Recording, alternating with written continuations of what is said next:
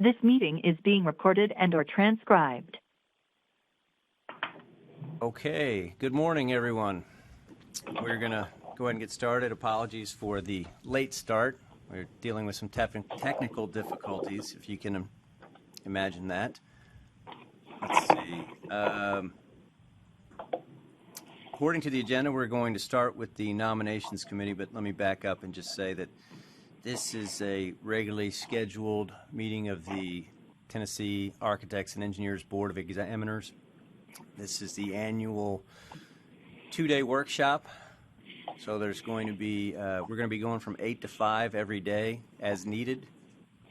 Well, for 2 days anyway. And if we end early, that's good for everyone. We're going to start with the Nominations Committee. So, Mr. Chairman, Mr. Thompson, would you give us a call to order? But before you do, I'd like to point out that I omitted the roll call. So we're going to add the roll call right after the call to order.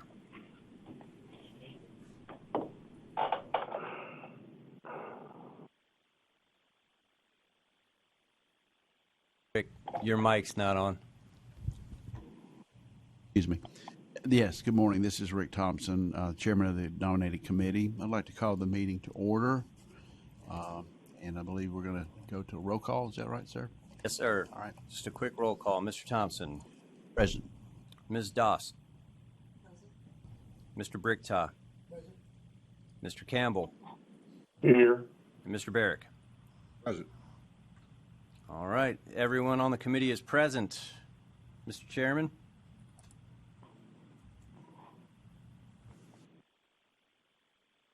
Yes.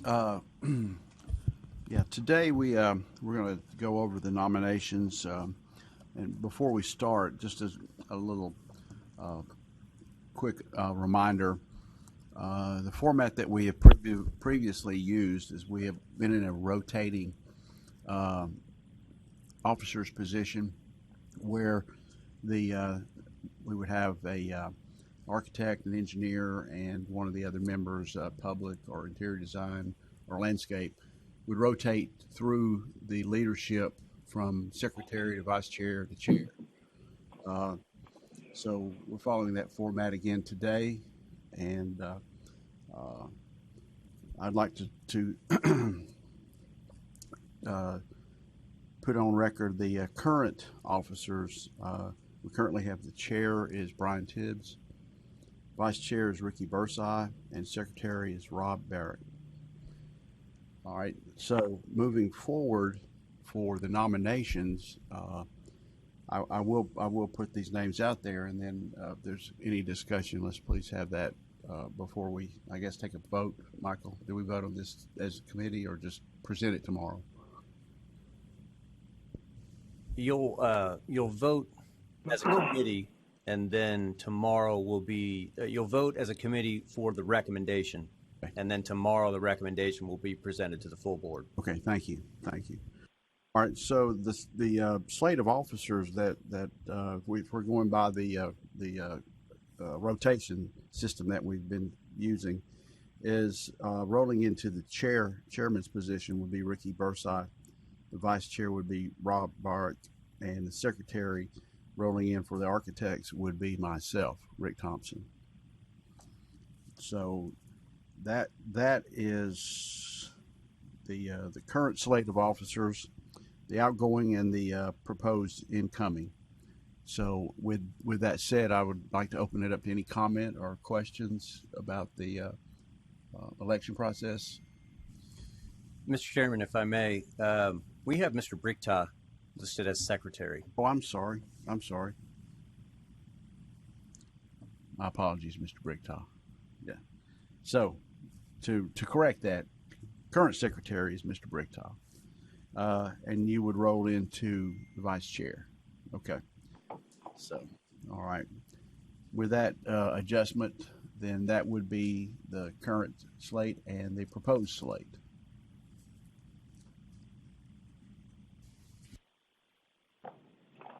Have any conversation? Any discussion? This Robert, I think that meets the that meets what we've been doing, rotating through. So I would make a motion that we accept that slate of candidates. Thank you, Robert. We have a motion on the floor to accept the role of candidates. Can we get a second? I'll second. Her mic lit up, so, but, oh, didn't light up that time. Okay. I will second the motion. Got it. Thank you. We have a motion and a second. Is there any discussion on the slate of officers? None being, can we take a vote? Yes, sir, a voice vote is in order. Okay. As the chairman, I vote aye. Aye. All those opposed? No opposition? No opposition. The motion carries. So we'll present that slate of officers to the full board for their consideration and vote. Okay.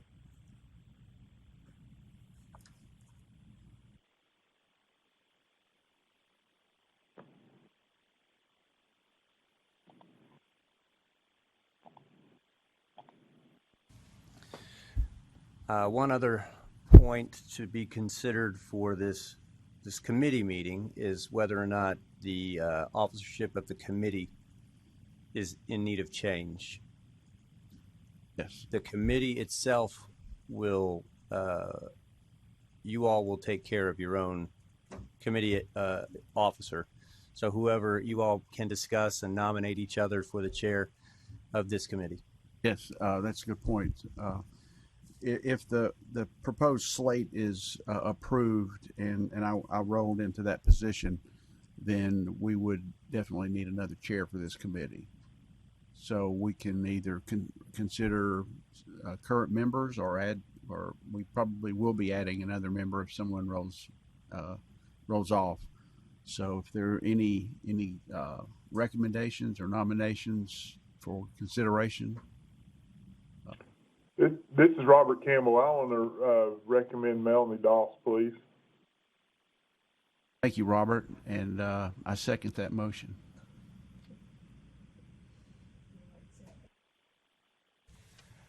Ms. Doss, do you accept the nomination? I accept the nomination. Andy. Nomination, a second, and an acceptance for that nomination. So I guess we could take a vote. Is there any further discussion? Yes, excuse me. Any further discussions? None being, all in favor signify by aye. Aye. Aye. Opposed? Thank you, Melanie. Thank you. The new chairperson, or chairwoman. All right, thank you. Any other business for the committee?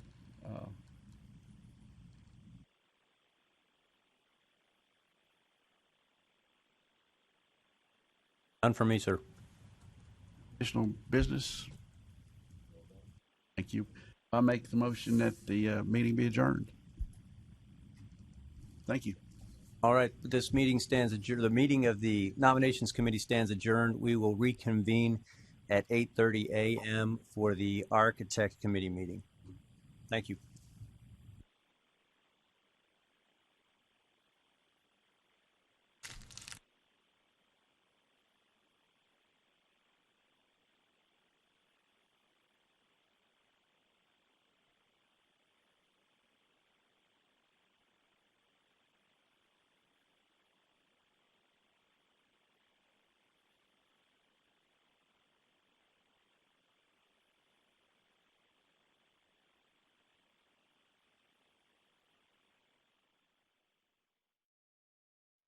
This meeting is being recorded and or transcribed. All right, good morning and welcome back. We're going to begin the meeting of the Architects Committee. And Mr. Thompson, you are chair.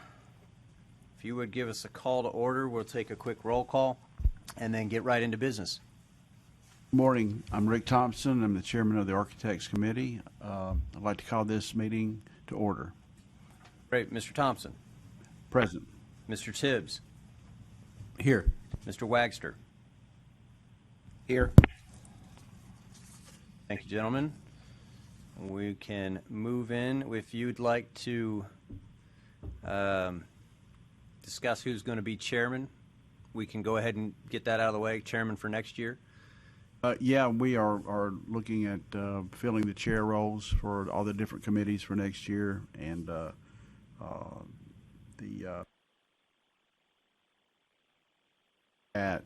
the officer roll call, or excuse me, officer nominations previously, and that brought this matter up. So if either one of you gentlemen would like to serve as chair moving forward for next year, that would be my turn. I guess it is. You know, be careful what you wish for, but there you go. I don't know about wishing, but I'd like to nominate Brian Tibbs as chair of the I'd like to Architect second that motion. Voice vote will suffice here. So, Mr. Thompson still as chair. Yes, let's have a vote. All in favor, aye. Aye. Opposed? It's your last chance, Brian. Okay, never mind. It's too late. Okay, so once again, this recommendation will be presented to the full board at tomorrow's meeting and go into effect at the next regularly scheduled meeting 2 months from now. So we don't, in keeping in line with the agenda, I don't believe we have any applications or audits for review. And I think we can move right into the definition discussion. Thank you, Michael. We've been kind of batting this around for quite a while, and Frank Wagster has been the lead on this, and I would like to turn the meeting over to Frank and let him lead us through these definitions, and we can try to figure out where we go from there. Frank? Okay, I know in the past we have been waiting on the NCARB to actually, they were rewriting their model law, and they actually in July of this year they approved the model law. In that model law, it included a definition of the practice of architecture, and Brian and Rick, you should have a copy of the NCARB definition. It actually is where it says practice of architecture. It has A, B, C, D. On the back side, there's an E, which is construction administration. This is very much the same as what they've been proposing to do for at least 3 years, and so we were just waiting to see if there were any changes, and really not. And I know, Michael, you and Maria were actually in Los Angeles, I think, when this was brought to the NCARB group and approved. That's correct. And just looking at, the other thing that I saw is in our website we have a document that actually goes through, and it doesn't define the practice of architecture, but it says what an architect does. And it's in I think it's called the Consumer's Guide to Design Professionals. And so what I did was I looked at that, and it's a little more extensive than what the NCARB model law version is. And also I want to point out that the model law, they don't say this is what you have to have. They say this is a guide to go by. And if you look at what they've have, and I've highlighted it on the page that has the practice of architecture on it. You know, there are certain activities that this is written for 50 states, or actually in 2 or 3 other places, but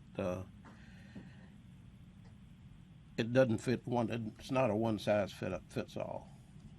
I think that's what that footnote is saying. And then on the back, you'll see that they kind of, when you've got construction administration highlighted, it says NCARB recognizes there are construction administrative activities that are not the practice of architecture. You know, you don't want to have a definition that says what you're not usually. So it's shown as a asterisk, kind of explaining what is and what isn't in construction administration. But what it does is basically says activities that don't interpret or revise the architect's sealed and signed drawings and signed technical submissions are really not the practice of architecture. And then they've listed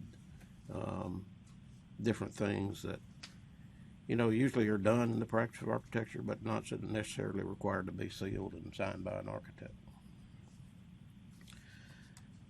So this proposal, this other page that you see here is one I wrote up, and I took the NCARB's definition and I integrated into it elements from the consumer guide that we have present. And then I added that same asterisk, but it isn't considered practice of architecture as far as construction and administration. Just going down at the first paragraph you see there is the same as NCARB's.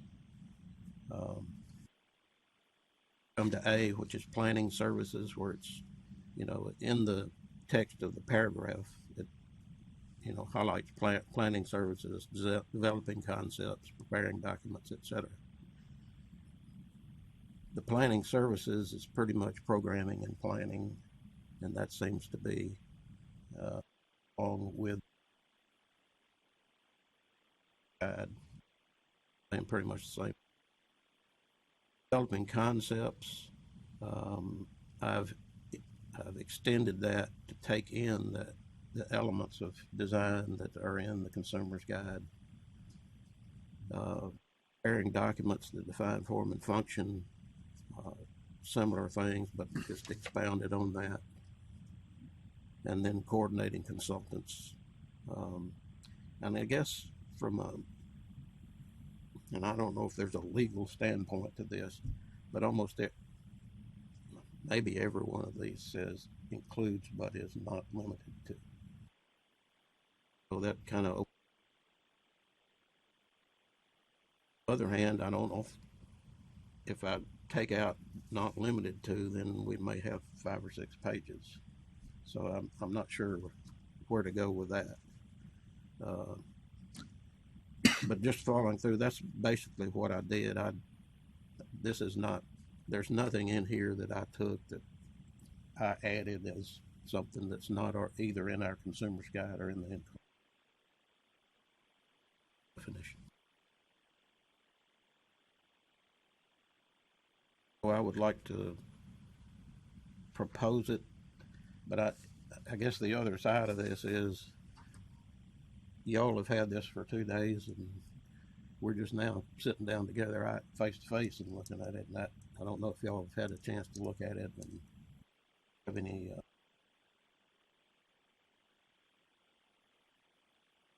Actually, we didn't catch that last sentence there. You might have pulled away just a little too soon. I'm sorry. Yeah. Well, basically, I was saying I'm not sure everybody's had time together to discuss this. And now's a time, but I don't know if you've had time to go over it and if there's anything we might want to add or take from this. But, you know, I'm just trying to get us to a point where we can present a definition to the definitions committee. I haven't had a chance to but I haven't had a chance to review it. But the fact that it aligns with what we did, what you've done, you know, what NCARB has, gives me a lot more assurance to it. I don't know if you want us to read through it a little bit more now, or I don't know, Rick, if you've had a chance to, have you had a chance to study through it yet? Yeah, Okay. I've read it. I'll look through some more. Yeah, but we can take a few minutes and let you look through it, Brian. We don't want to rush into voting on this. I mean, we've actually been working on it for a couple of years, so what's another few minutes? I think you're probably familiar with the NCARB Yeah. version, because, like I said, to my knowledge, that really hadn't changed from what we've been looking at for 2 or 3 years now. And additionally, I wasn't aware of the published consumer's guide definition, and I guess that's shame on me for not exploring every single link on the website, but it was interesting. So I will say, don't go back because I didn't know. thank you. There are lots of little pockets on the website of information that continue to show up. Can I just ask one question about that? Frank, was it your intent that we adopt a definition and then that point update the consumer guide to reflect the definition? Okay, I just want to make sure. In fact, I was going to kind of hit on this in the. I'm not sure where this fits, but in the continuing education group that I'm the chair of, is I went through the website, and first question I have is, and again, this is while y'all are looking at it, we're talking about something else. But anyway, the definition, in the laws and rules. I know we revised them and took out the 1985 standard building code part of that definition, changed it to the, paraphrasing, the most recent 20 International Building Code accepted by the State Fire Marshal. However, looking at what we have through LexisNexis, I'm still getting the old version. Yes, so that is the statute change that has still not been approved, or we don't even have word that it is going to be officially adopted. And so we're just kind of still in the same spot we were at our last meeting, that it has been submitted to the governor's office, but we don't have an update on whether or not that will be an official change, because it is through statute, not rule. So it's not something that I can carry forward on behalf of the board. It's just something now that it's still at the governor's office. So it has been changed, and that is the current way the statute reads. And carrying that a little further is where I started looking for this, is there are several parts of our website links that refer to the 1985 standard building code. That was going to be my question, is if the law had changed, we're going to need to change all this other. Certainly. I just don't want to put, the cart before the horse, and it's still the way the law reads, so we can't really go ahead and change everything yet.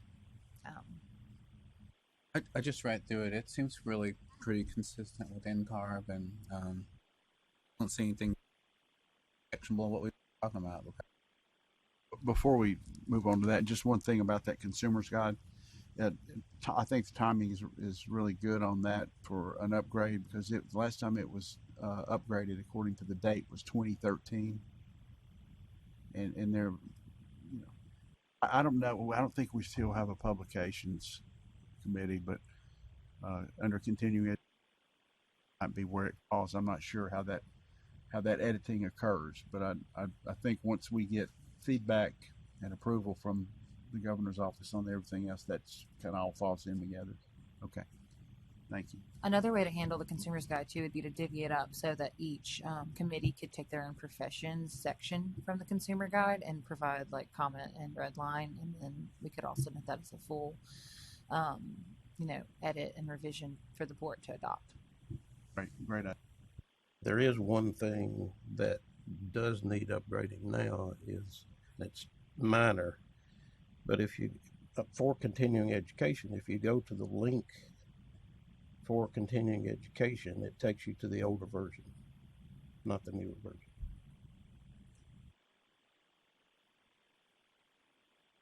Thank you. Meanwhile, back at the Architects Committee.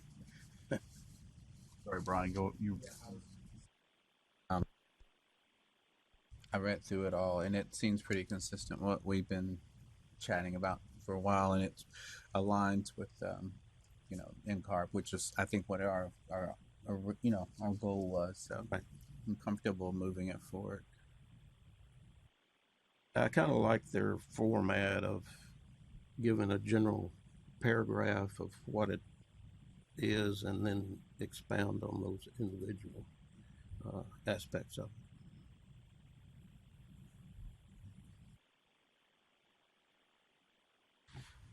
One comment on the including but not limited to piece. I thought we might be able to say may include the examples after that so that it doesn't exclude other things and kind of leaves discretion for what.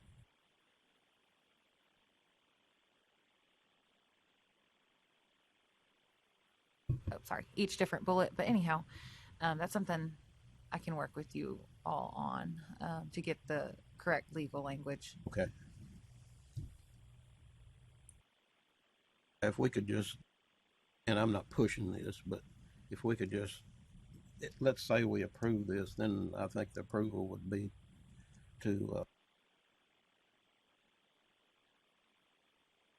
make it work correctly. Yeah. I'm comfortable making a motion. Definition.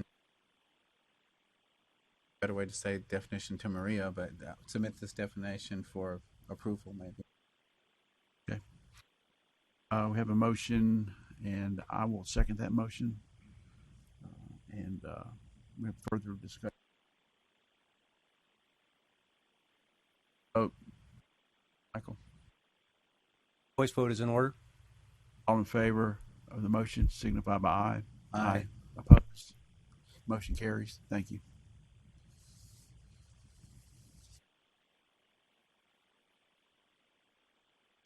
Are there any other topics for the Architects Committee to consider today, or do we have any document reviews we need to do for? No, sir. There are applications? no applications or audits for review. Anything else that you all would like to discuss in regards to potential law, rule, and policy changes?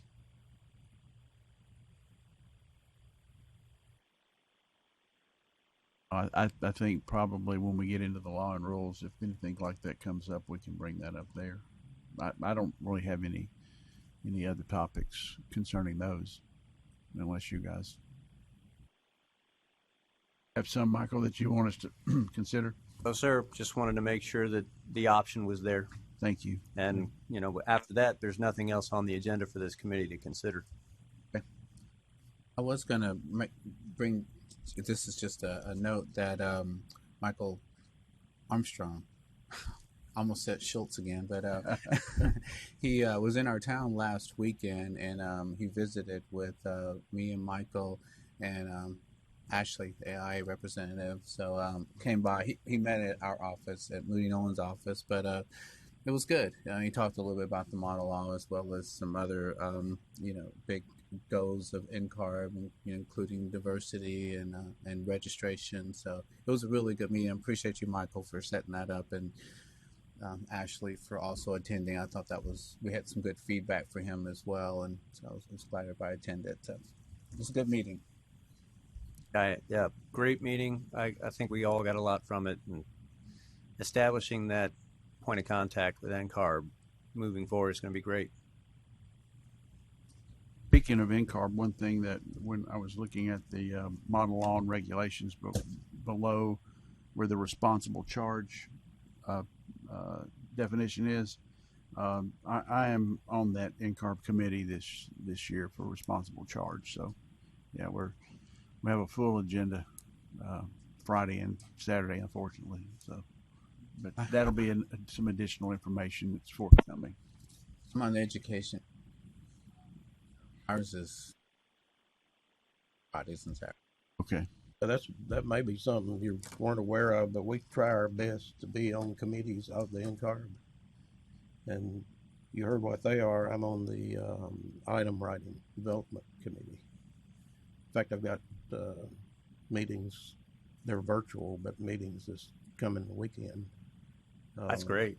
But we've been writing questions for the ARE or I've been doing it for about 7 or 8 years. So all these people that are failing blame me for the questions. That's Not true. Not true. That's one of the reasons I'm not on the committee, right?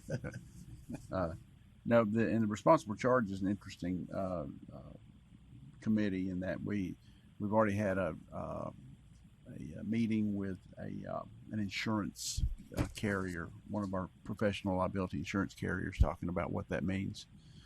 It's not as clear in your policies as it is in the laws, but that's one of the items, one of the experts we've talked to. And then today we're talking to another talking to an attorney about litigation. And then Friday it's a full day, and then 3 or 4 hours on Saturday. So it'll be I'm interested to know how much more about responsible charge that I don't know. Not in our education agenda, but we're looking at basically studying different paths, and that's kind of the gist. We had a meeting a couple weeks ago, so I'll share with this committee, share with you guys kind of like you just did, Rick, once I have more of an agenda after this meeting.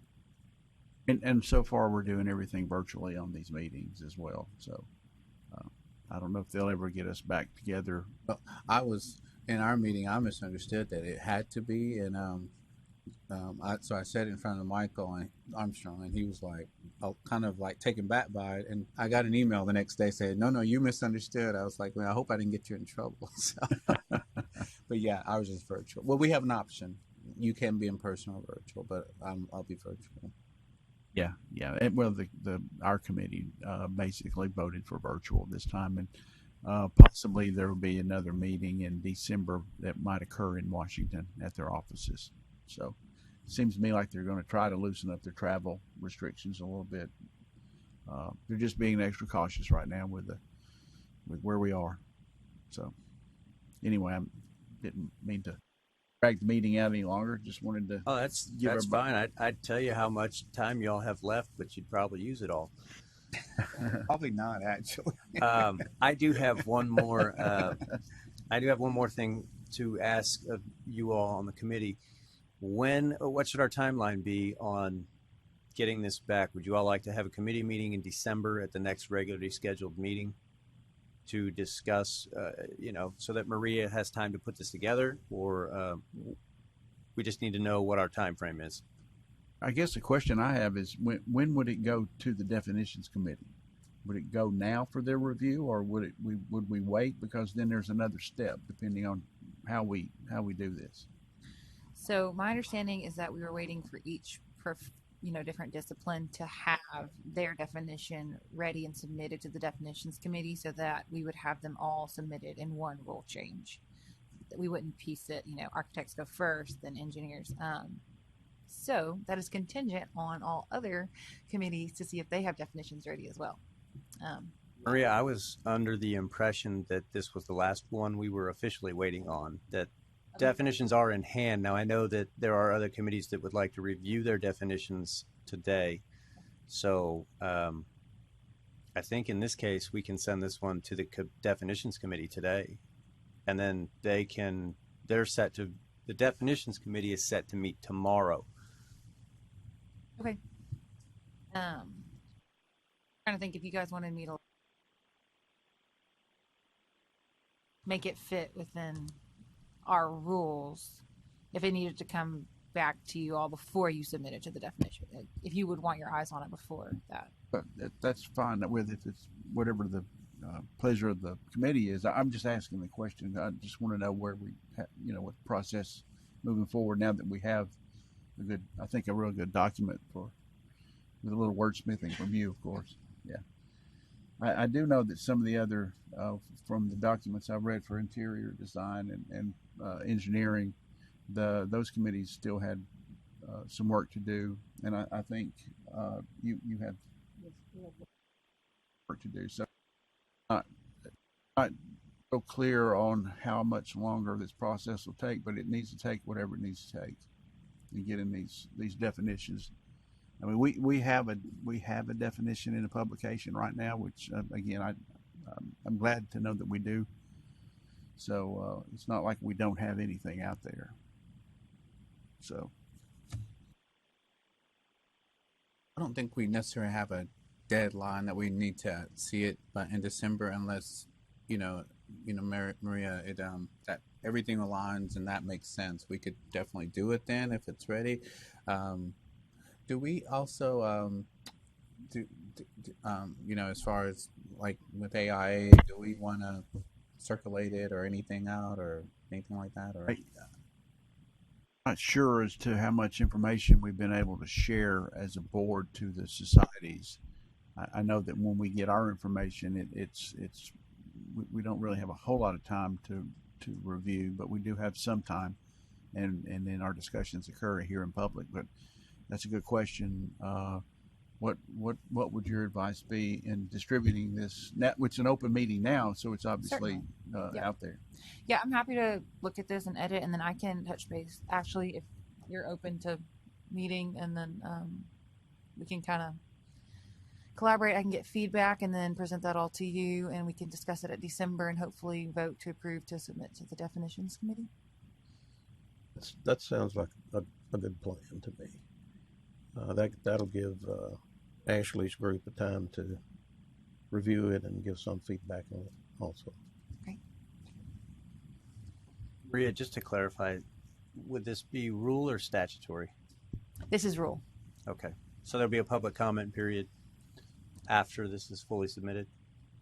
Yes. So this is all just preliminary editing, drafting, and then once the official rulemaking process starts, we will have plenty of time for public comment. We'll have a full hearing on it, and so everyone will have that opportunity. But in the drafting stages, it's great to get input from the societies and see, what we can do on the front end to make it seamless. It's just been my experience. Oh, and we follow your lead. Thank you. Okay, and so if it's all right with the committee, we'll schedule you all to have a follow-up meeting in December, if that's all right with Maria, if that's enough time to take this back up after she's had time to work on it. All right? I think our vote or our plan was to say this is what we feel comfortable with, but we need for it to go through the process. Sure. Get it done. Yeah. Okay. Thank you for the comments. Is there any other business that we need to consider today? None? I don't have any. None? Okay. Well then, I recommend that the meeting is over. Second. Thank you. All right, thank you. We will stand adjourned until 9:30 a.m. when we will come back for the Continuing Education Committee meeting. Thank you.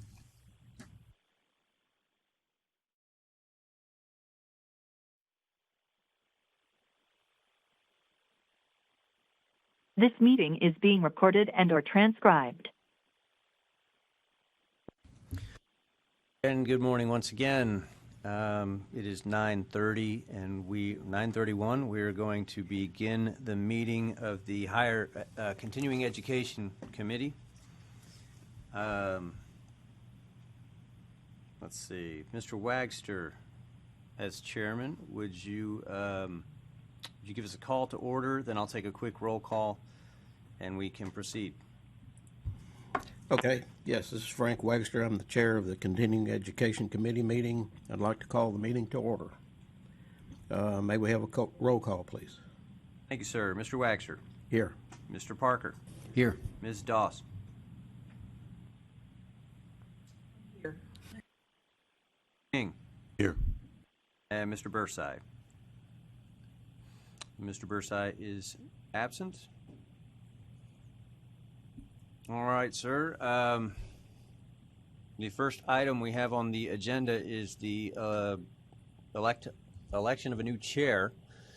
If you all would like to discuss and entertain nominations, now would be the time to do so. Do I hear a recommendation for election for a new chair?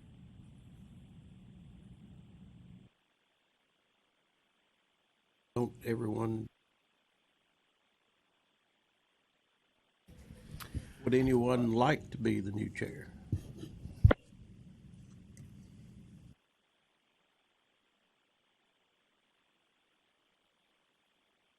The old chair will stay the chair if that's the desire of the group here. Are you recommending that? Mr. King, Mr. King, Mr. King, we need to activate your microphone. I said unless Blair has a better idea. I'm good with staying with Frank. Is that a recommendation? Yes. And that is a motion? Sure. Or a nomination. We have a motion. Do we have a second? Second. All in favor say aye. Aye. Opposed? Motion carries. Well, luckily I'm the new, or the, I guess, remaining chair of the Continuing Education Committee. Believe it or not, after having got a lot of things done that changed the continuing education requirements in the past year or two, I really don't have anything new unless y'all might. And Maria, the only thing, that I noticed going through our website where it's referring to continuing education is there is a link to Chapter 01-2005 that actually is. Frank, we lost your mic. Yep. Sorry. There's a link to the older version on our website. That link goes to the January 2017 version. It needs to be updated to go to the January 2021 version. And in our rules, it is correct. It's just in the continuing education.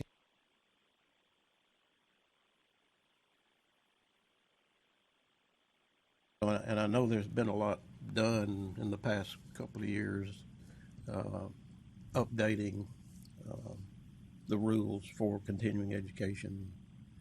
So if there's anything that they want to bring up, now's the time to do it. I did not have anything new per se. Michael and I both attended the CLARB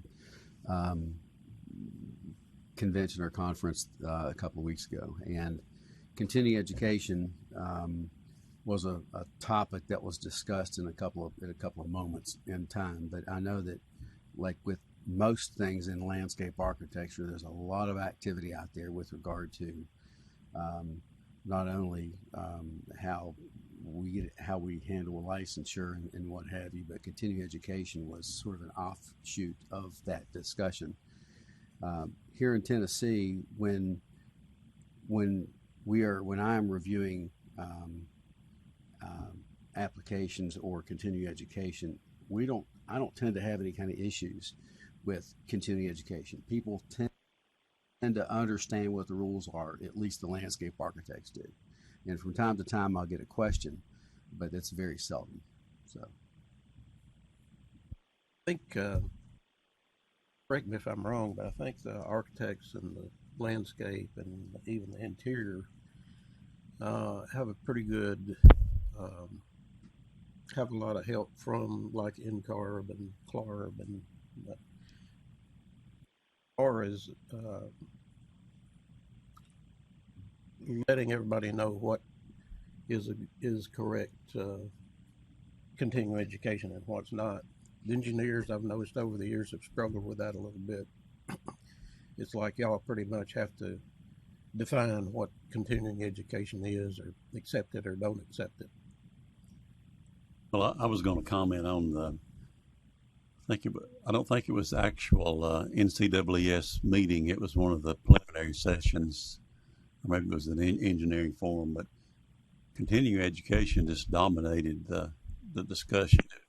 It was like it was the most important issue, and I think I like the way Tennessee does continuing education because it's not so nitpicky. A lot of states have very, very specific requirements that make it difficult for registrants in multiple states to comply. I think I've heard Ricky talk about this a lot since he's registered in multiple states with his part of his work. But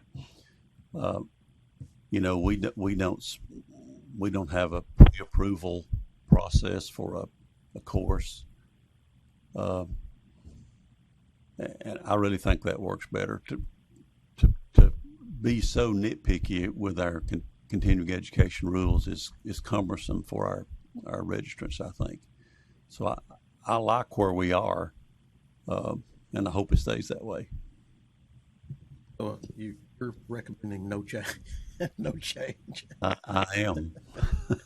Well, like what you brought up, I'm registered in 10 states, and I know we changed the requirements for the architectural continuing education to be all in health, safety, and welfare. And in looking at my transcript on with the AIA, every one of those states that I'm registered in requires all to be in health, safety, and welfare. But there's a lot of continuing education courses out there that aren't, and who they're benefiting, I'm not sure.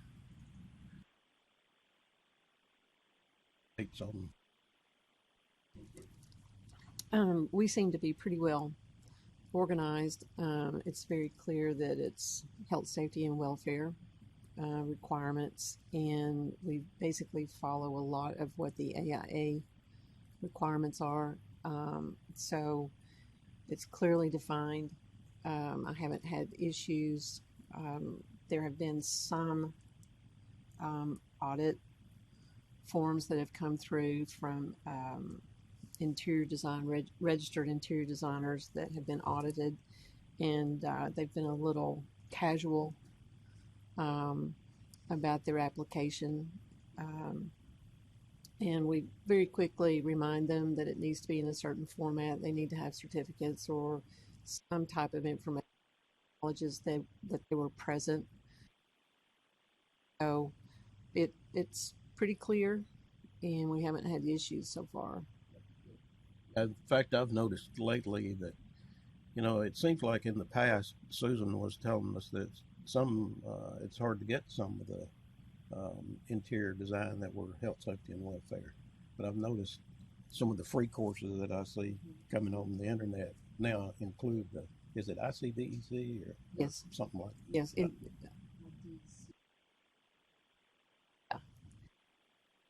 That those are you know, applicable laws. Right. And the pandemic has actually improved our ability. There have been a lot more online offerings that meet the criteria. So it's actually working extremely well. With regard to landscape architecture, I think that we match up in some ways with engineering in that we do not require all of our courses, our continuing education, to be health, safety, and welfare. But in the industry, it is going that way, and states seem to be going that direction. And I want to pass kudos on to our staff, because seldom do I receive a packet of information to review where there are really some issues. Or we'll have a conversation about it. We'll figure it out together. But it typically comes to us fairly clean because they have told the applicants or directed the applicants to provide more information. Every once in a while you get the obnoxious one that sends one through that their writing's terrible and no one can understand it. You know, it's that kind of thing. It just drives me sort of crazy. But our staff is really good about about making sure that once it comes to me, it's in good shape. So I'll pass that on as a nice compliment to our group. I agree.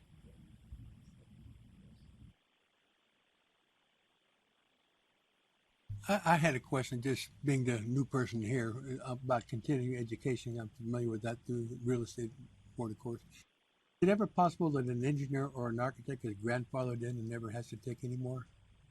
No. Good. The difference between states in real estate, if one state approves a class, it usually be approved by any state. So that's not the case here? Well, now there is, I guess for lack of a better description, reciprocity. In other words, if you're registered in Tennessee and it's like I do this all the time, you're renewing your license in Mississippi, for instance, then one of the questions on their continuing education requirement, are you registered in another state that requires continuing education? And if so, they accept that. In other words, you don't have to meet the requirements individually of each state. For the most part, you do, but That's only at the application level. that's right. So once they're registered in the state, then they have to continue. They have to abide by our rules.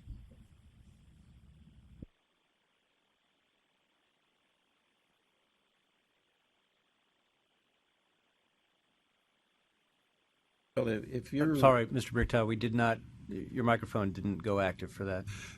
So if once you're licensed, you take a continuing education course in Tennessee, does that count for Alabama or anywhere else? does for most states. There are some states, and I'm not registered in one of them, but there are some that don't accept that. But usually, like Tennessee requires 24 hours in 2 years, and a lot of states are, 1 year renewal. And so, essentially in Tennessee, you could wait till the last month of the second year to get all your, but you can't do it in a state that's renewed every year. It's that type of thing. That's a good question. Anybody else? Michael, I don't think we have any more business to take care of. So if everybody's in agreement, entertain a motion to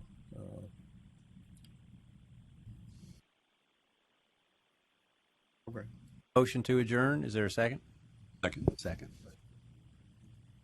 All right. Thank you all. We will now pause our recording and reconvene in 15 minutes at 10 a.m. for the Finance Committee. Being recorded and or transcribed. Okay, it's now 10 a.m. and we'll commence with the Finance Committee. Mr. Parker, you are chair. If you give us a call to order, I will make a quick roll call. Thank you. Yes, let's call this meeting to order. Thank you. Mr. Parker. Yes, here. Ms. Doss. Here. Mr. Campbell. Campbell has been Here. Oh, Here. Gotcha. Here, Okay. sorry. Had it muted. Thank you, sir. Mr. Thompson. Here. And Mr. Heathcote. I'm right here. Okay. You need to activate your. I am here. Thank you, sir. All right, Mr. Parker. I believe the first item on our agenda would be the same as pretty much every other committee, and that is to elect chair for next year. Yes, and just as a refresher here, let's just ask around the committee. As I recall, the chairman of the chairperson of the Finance Committee is typically the chairman of the A&E board. Does that sound correct? It follows the chairman of the A&E board? Is it my bad recollection? Robert, you there? Yeah, I think that it's either the chairman or the vice chairman, Blair. I think it's the vice chairman for some reason. Okay. Because but I may be wrong on that. But I thought it was the vice chairman. Okay. All right. So I am current chairman of this committee, and let's. Is there anyone that has any recommendations for new chairman? Well, if in fact that's the case, and I wasn't aware that it was, but Sorry to interject. I just want to say I pulled up the bylaws of the board, and it says the secretary shall serve as treasurer and chair of the finance committee. So I don't know if that's relevant. So it's the secretary. Okay. who is the incoming well, we don't know yet, I guess, but we have. Mr. Thompson is the only nominee for incoming secretary. That's you, Hoss, right? I wasn't aware of this, but okay. Not that you all have to, do that. I'm just for reference, and it's been done in the past. Bylaws are not it's not bound by statute or rule. Just for reference point, if you all wanted that information, you could go that route, but you have the discretion to proceed as you please. Mr. Chairman, I'd like to enter in nomination Rick Thompson for the position of chair of the Finance Committee. Okay. We have a motion. Do I hear a second? I'll second the motion. All right. Do we have any discussion, Mr. Thompson? Thank you. I'll be glad to serve. Thank you. I've got some discussion. Are we really trusting Rick Thompson as the chairman of the Finance Committee? You used that word trust. Yeah. I'm sorry. Is this Absolutely. on the record? No. Thank you, Robert. Thank you, Robert. No worries. I'm just kidding for the record. I'm just kidding. I would trust Rick almost with my life. So I agree. I'm just kidding. As was I. Okay, so we have a motion and a second on the floor. All in favor? Aye. Aye. Opposed? Okay. Unanimous. Mr. Thompson, you will be the new chairman. Okay, so in review of the finances, I believe on page 21 of our information provided on our iPads, I believe it's page 21, we have the spreadsheet of our information. And Mr. Scholes, is this something you'll review with us?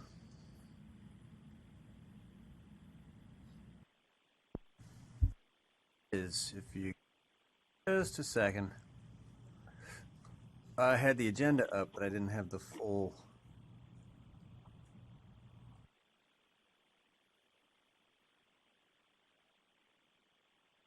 Okay. So you have here in the meeting material, starting on page, I think I have it at page 20 and 21. Page 20 is the year-end statement that we have. You can see that this closes out in our fiscal year closes out at the end of June. So our fiscal is July 1 through June 30. We ended up with total revenue of just over 1.5 million. The total expenditures almost 1.2. We were at 1.177, and we have a net surplus of $348,000, $348,337, and that takes our year-end reserve to $2.659 million.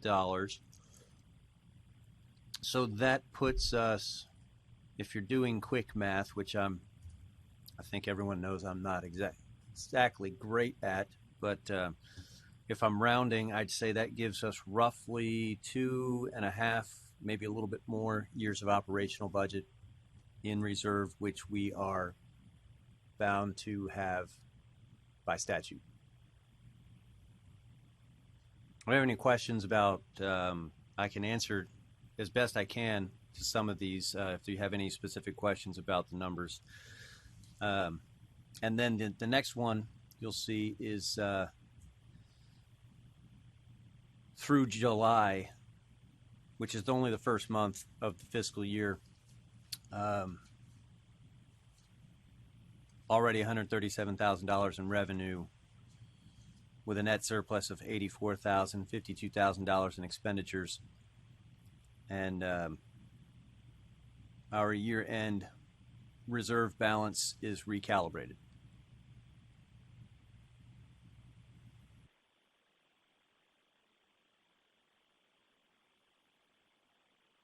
Happy to discuss, answer any questions. So with these numbers, we're trending in the correct direction, and there's no issues that you've seen with any of this. Oh, I'd say everything looks pretty on par in my experience. Now, my experience encompasses a full year of no travel and no, a lot of other things. So I'll be learning throughout the course of this year, I think, what a standard year is going to look like. I think, I believe that we probably won't be spending as much money travel-wise moving forward, as a lot of conferences are now offering virtual options and or abstaining from in-person altogether presently. That's not to say that they won't go back to in-person. But right now we're not, there's limited space at a lot of conferences. The most recently, CLARB had a space limitation of 2 people per delegation. So where a staff attorney like Maria would normally attend something, we've been limited in space. So I expect we may see a slight uptick in some travel expenses in the coming year. And by that, I mean from now until the end of June. But outside of that, I can't see there being much change in terms of our spending habits or trends. Michael, this is Robert. So I'm looking at the year-end, 2 questions, I suppose. I'm looking at the year-end reserve balance. Can that not be added to page 21 so that we know what that balance is just to keep it in front of us? I don't make these sheets. They come straight from fiscal. I don't have access to edit, but I can make the request. Let me explain why I think that's important. If we look at either reduction in fees or whatever, it's nice to know what that balance number is instead of having to go back and try to find it. And sure. I think historically we've had that number on our financial statements going forward. I got you.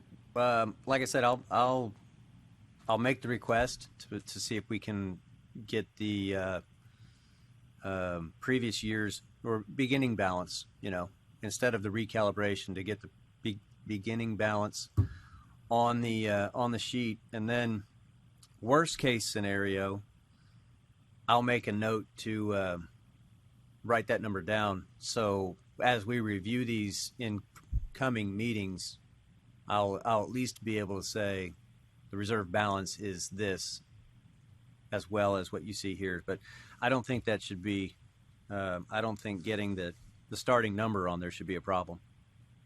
Okay. Well, like I said, from time to time we look at things like that, and I think it's helpful to have that information in front of us as we do.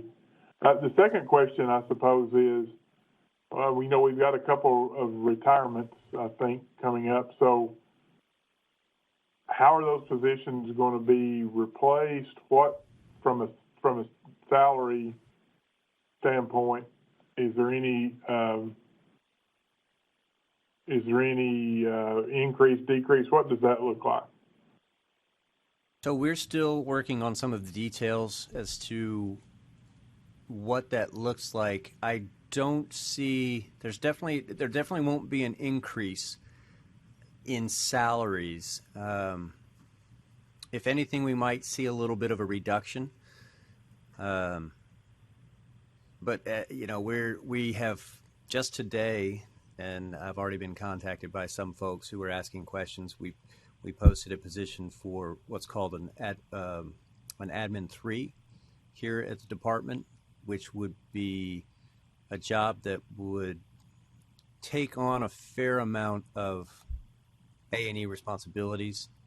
But like I said, we're still hammering out some of those details, and we're actually going to have a meeting on Friday to discuss and lay that plan out. So I'll have more for you at the next meeting, or I can touch base with you once we have that meeting on Friday and let you know where things stand. Right.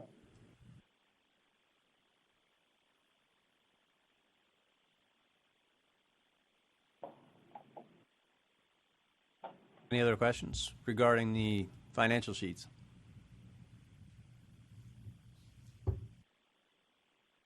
Seeing none, are there any other items to bring before the committee? Very good.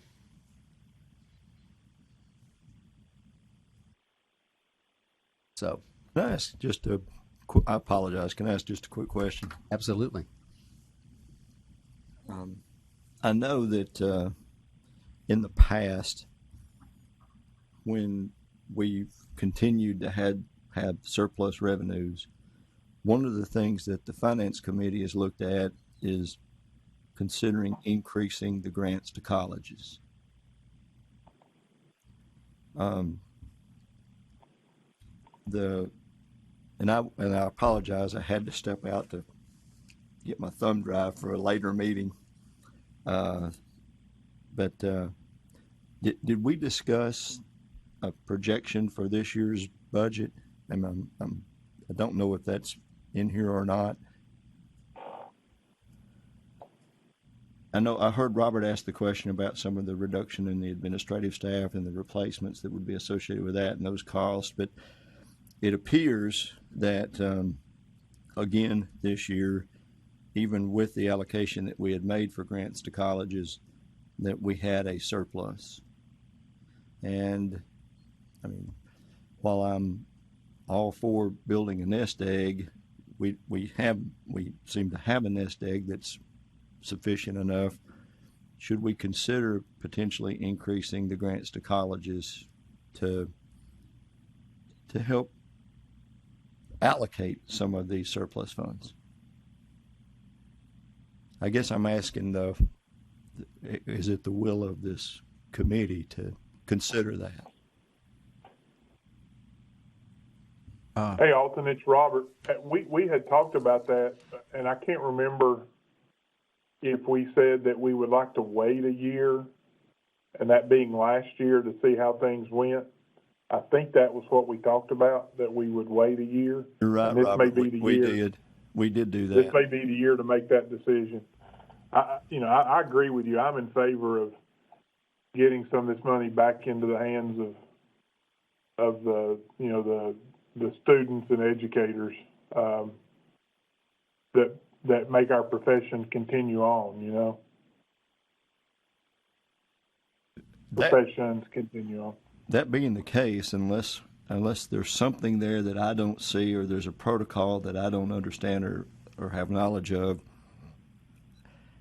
I'm not recommending that we allocate that full amount, but I'd like the Finance Committee to consider increasing the amount that we normally obligate or allocate for grants to colleges from $400,000 to $450,000.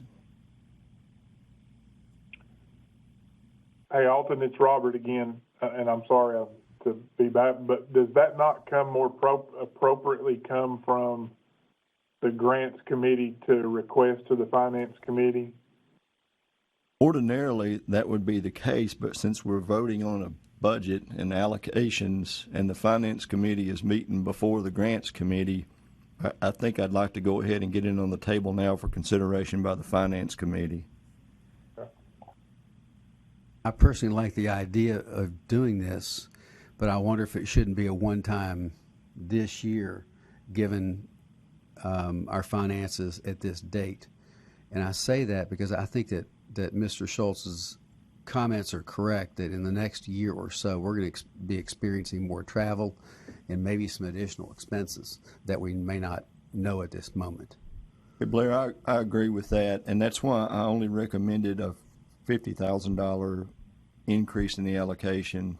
And again, we had nearly a $350,000 surplus, so that still leaves us a lot of latitude.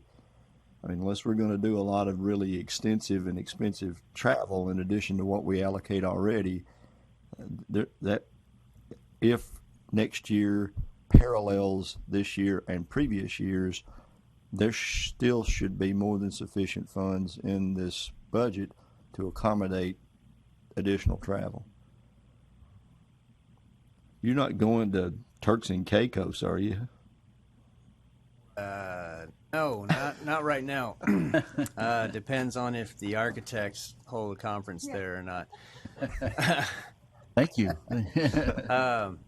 I would like to say this is the old financial advisor in me coming out that a surplus one year is not a guarantee of a surplus the next year. And I think that should be taken into consideration. I also think that it is incumbent upon me as the executive director to say that in the 2 years, I think that $400,000 has been authorized for the grants program. We have not reached $400,000 requested yet. That's not to say that we can't, and we can expand that. Although, given the situation over the last 2 years, I think that people have reduced some of the things that they've asked for historically. Now they have, but we have the opportunity this week to talk to the deans of those individual colleges and make note of that. I think many of them, because of COVID, have modified some of the normal things that they used to ask for, and they're asking for more things that accommodate remote learning. That won't always be the case.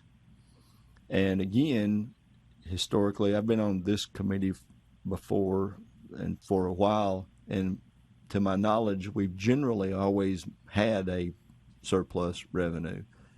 And you can see that by the amount that we have in reserves available to us. So I also know that there have been times in the past where I believe the line item is, I'm not sure exactly what it's called. There are cost backs. cost backs are basically bills. Well, that's not what I'm talking about, though. Okay. What I'm talking about is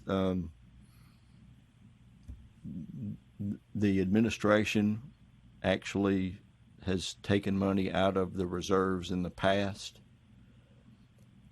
So I would rather allocate those and spend them on the promotion of professional licensure, and like Robert said, assist these universities in recruiting and promoting and developing and teaching interior design, landscape architecture, architecture and engineering. And I don't, again, if we make them aware of the funds that are available and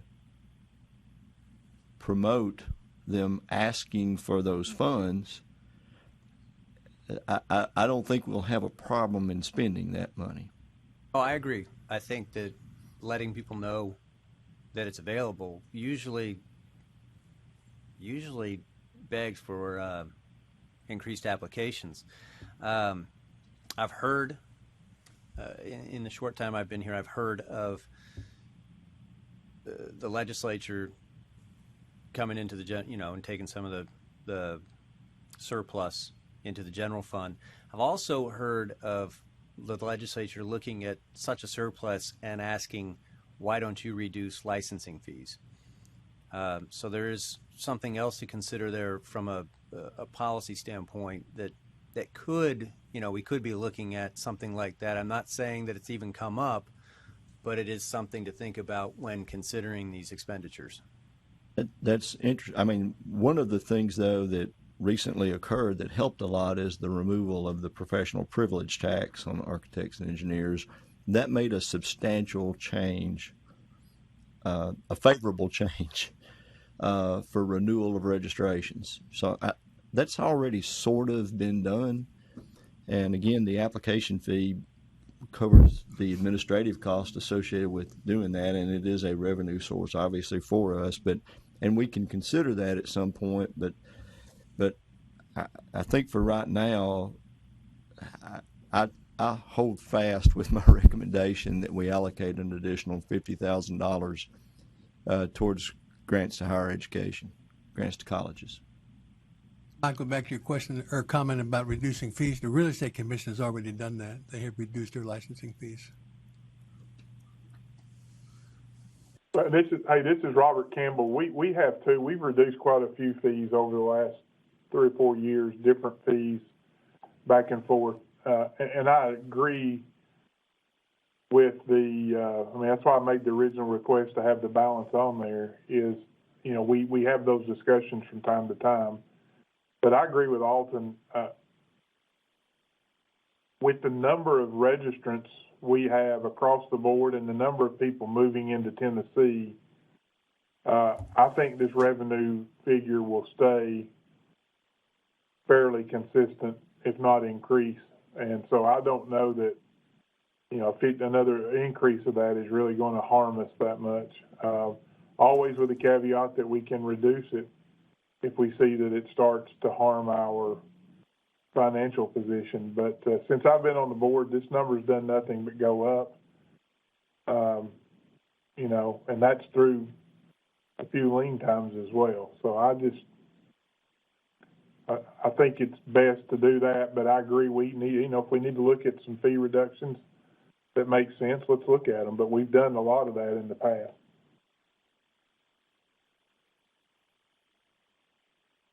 And this is the time of year for us to have these discussions. So this is a good, healthy conversation. Any other comments? Mr. Heathcote? Motion still on the floor. Motion made. I entertain a second. I'll second the motion for Mr. Heathcote. Any further discussion? I would like to bring up some additional discussion. And it is in regards to the grants and the monies that are given, they're awarded to the programs. A lot of the interior design graduates are not registering in the state. Our registration is not, the ratio of registrants is nowhere near what it should be with the number of graduates. And it goes back to that confusion of interior architecture and applying for registration as an interior designer in the state of Tennessee. And so and this would be a discussion that should happen in the grants committee as to better educate the students on possibly who is providing these grants, and the importance of registering as an interior designer wherever they go, because the registrations are what help fund the finances of this board. And so I don't know if I have spoken to UT Chattanooga, the students there, about the importance of registering in the state, that yes, they are in an interior architecture program, but they are not interior architects. There is not a term that is defined at this time that they are interior designers. And so I'm trying to get to all of the interior design programs in the state encouraging them to register, that it's very important to do such. They've worked very hard. They need to be distinguished for their efforts. So I don't know if there's something that we can say in the grants committee that reinforces the the funding to support the additional monies that we are saying that we are going to possibly promote to them at this time. I do notice, and in reviewing this again last night, Melanie, that you make a very good point. One of the things that we've done when we meet with the deans and we talk about the grants to the colleges is we strongly encourage the deans of the engineering schools to do whatever they need to do. And one of the things that they have done is provide classes for the fundamentals of engineering exam and help pay the fees or offset the fees for students to sit for and take the fundamentals of engineering exam, which obviously encourages the path to licensure. I did notice that some of the interior design request included the payment for the NCIDQ. Is that right? Yeah, the fees for that. So we can talk about that with them when we meet with the deans tomorrow. Yeah, the deans were invited for tomorrow morning. Some will be in person and some will be virtual. Okay. That's where we've done that in the past, to try to, again, do what they can to promote licensure, promote the path to licensure.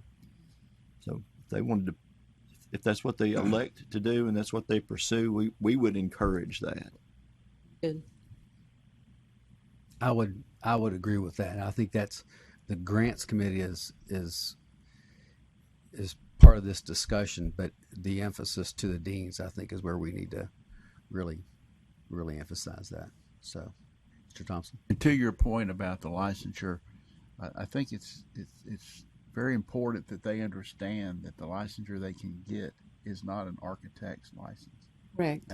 Correct. And they are very confused. The students, the graduates are very confused. Our interns that we've had had a fabulous intern from UT this summer, and we had a long discussion about this, and there's really a lot of dissatisfaction with the interior design students because they don't understand that, and it's confusing. So if we want to get them licensed, they need to understand that they need to get an interior design license because they're not going to qualify to get an architecture license. Right. So that's part of an education process that's lacking, and if we can reinforce that in some way, and I don't know if that's through funding or whatever, that's just more of a professional issue, I think. But maybe we can help do that. So I don't know if a grant would help it or not, but it's a good point. Thank you. It's a good discussion. Okay, we have a motion on the floor in a second, and a point of clarity. Mr. Heathcote, the motion is to increase the grant amount from the current $400,000 to $450,000. Yes, sir, Mr. Chairman, that's correct. And is that a one-time thing, or is that from now and forever, or for now and until we need to change it? Does it matter? My preference we're only passing a budget for next year. That's true. Okay. And with what Robert Campbell said, if in the event that funding is not going to be available, we have the authority to revise that. And responsibility. Responsibility. If we don't have the funding, we can't fund it. That's right. That's right. Is that an issue? Yeah, we don't have deficit spending here. That's exactly right. That's right. That's the point. I mean, if the money's available, then it's available. But on the other hand, if it isn't, then we'll deal with what we have. Right. Okay. So I don't think it's a one time. I think it's for this year. That's right. Okay. The coming year. Does that sounds make fine. sense? Is that how we've done that in the past, Michael? That is how we've done it in the past. Yeah. We're passing next year's budget. And this would be an allocation for next year's budget. And if Correct. we don't, like we did last year, if we don't go in there and change it, it remains the same until we vote again to either increase Alter it it. or Increase decrease or it or reduce. alter it in some fashion. Right. Okay, that just, yeah, thank you. Okay. That sounds good. So we have a motion and a second on the floor. Any further discussion? All in favor? But in view of the fact that some people are remote, do we need to do a roll call now? We don't? Have quorum present. That I does like not does not require a roll call vote. Speak up loud, Robert, when you speak. All in favor? Aye. Aye. Opposed? All right. Motion passes. Any further items to come before the Finance Committee? Seeing and hearing none, I'll entertain a motion to adjourn. Motion to adjourn. Taking precedent over all other motions. All right. Second, I guess. Second. Okay. Thank you all. Meeting is adjourned. All right, thank you very much. We will move directly into the Interior Design Committee meeting. Since it is 10:33, we'll take maybe 2 minutes just to get everybody, 2 to 3 minutes just to get everybody collected. We will go ahead and begin the meeting of the Interior Design Committee. Ms. Doss is the chair of this committee, and if you would give us a call to order, Ms. Doss, I will take a quick roll of the three of you for the record, and we can begin. I call the meeting to order. Thank you. Ms. Doss. Here. Mr. Wagster. Here. Mr. Heathcote. I'm here. Thank you all. Good morning, everyone. I'd like to begin with just some general acknowledgements. The ASID Design Awards were presented last week, I believe, possibly the week before, and Susan Ballard won quite a few gold awards, and we congratulate her on her accomplishments, and she is very excited about that. There were a number of other awards that were given, and it was a very good ceremony, and a lot of awards were given. So for today, the primary item that we have on the agenda is the discussion of the definitions and or the definition of interior design. And I have a number of questions that I would like to ask the committee, and having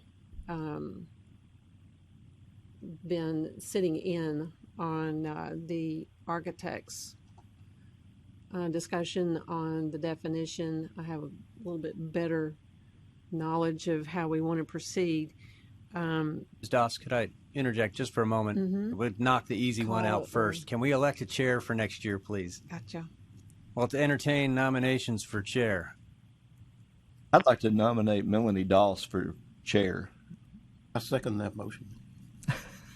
Those in favor? Oh, wait, I'm sorry. I have a motion and a second.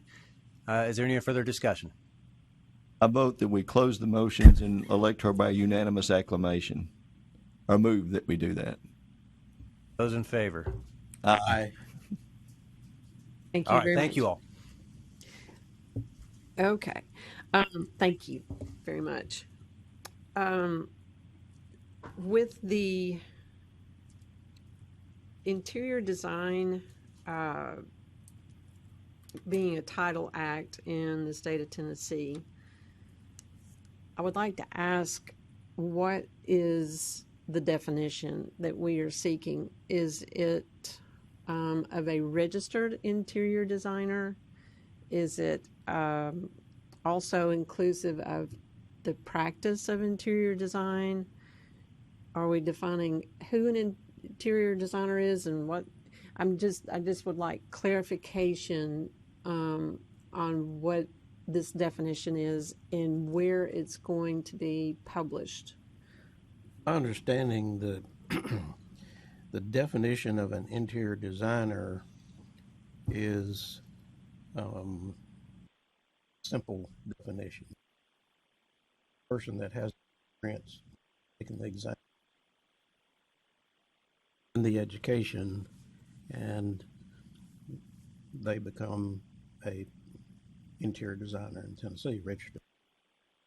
So really the definition, from my understanding of what we're looking for, is the practice of interior design. The definitions, and Maria can correct me if I'm wrong, but the definitions also kind of create the parameters for what we're looking for in terms of who gets accepted for licensure.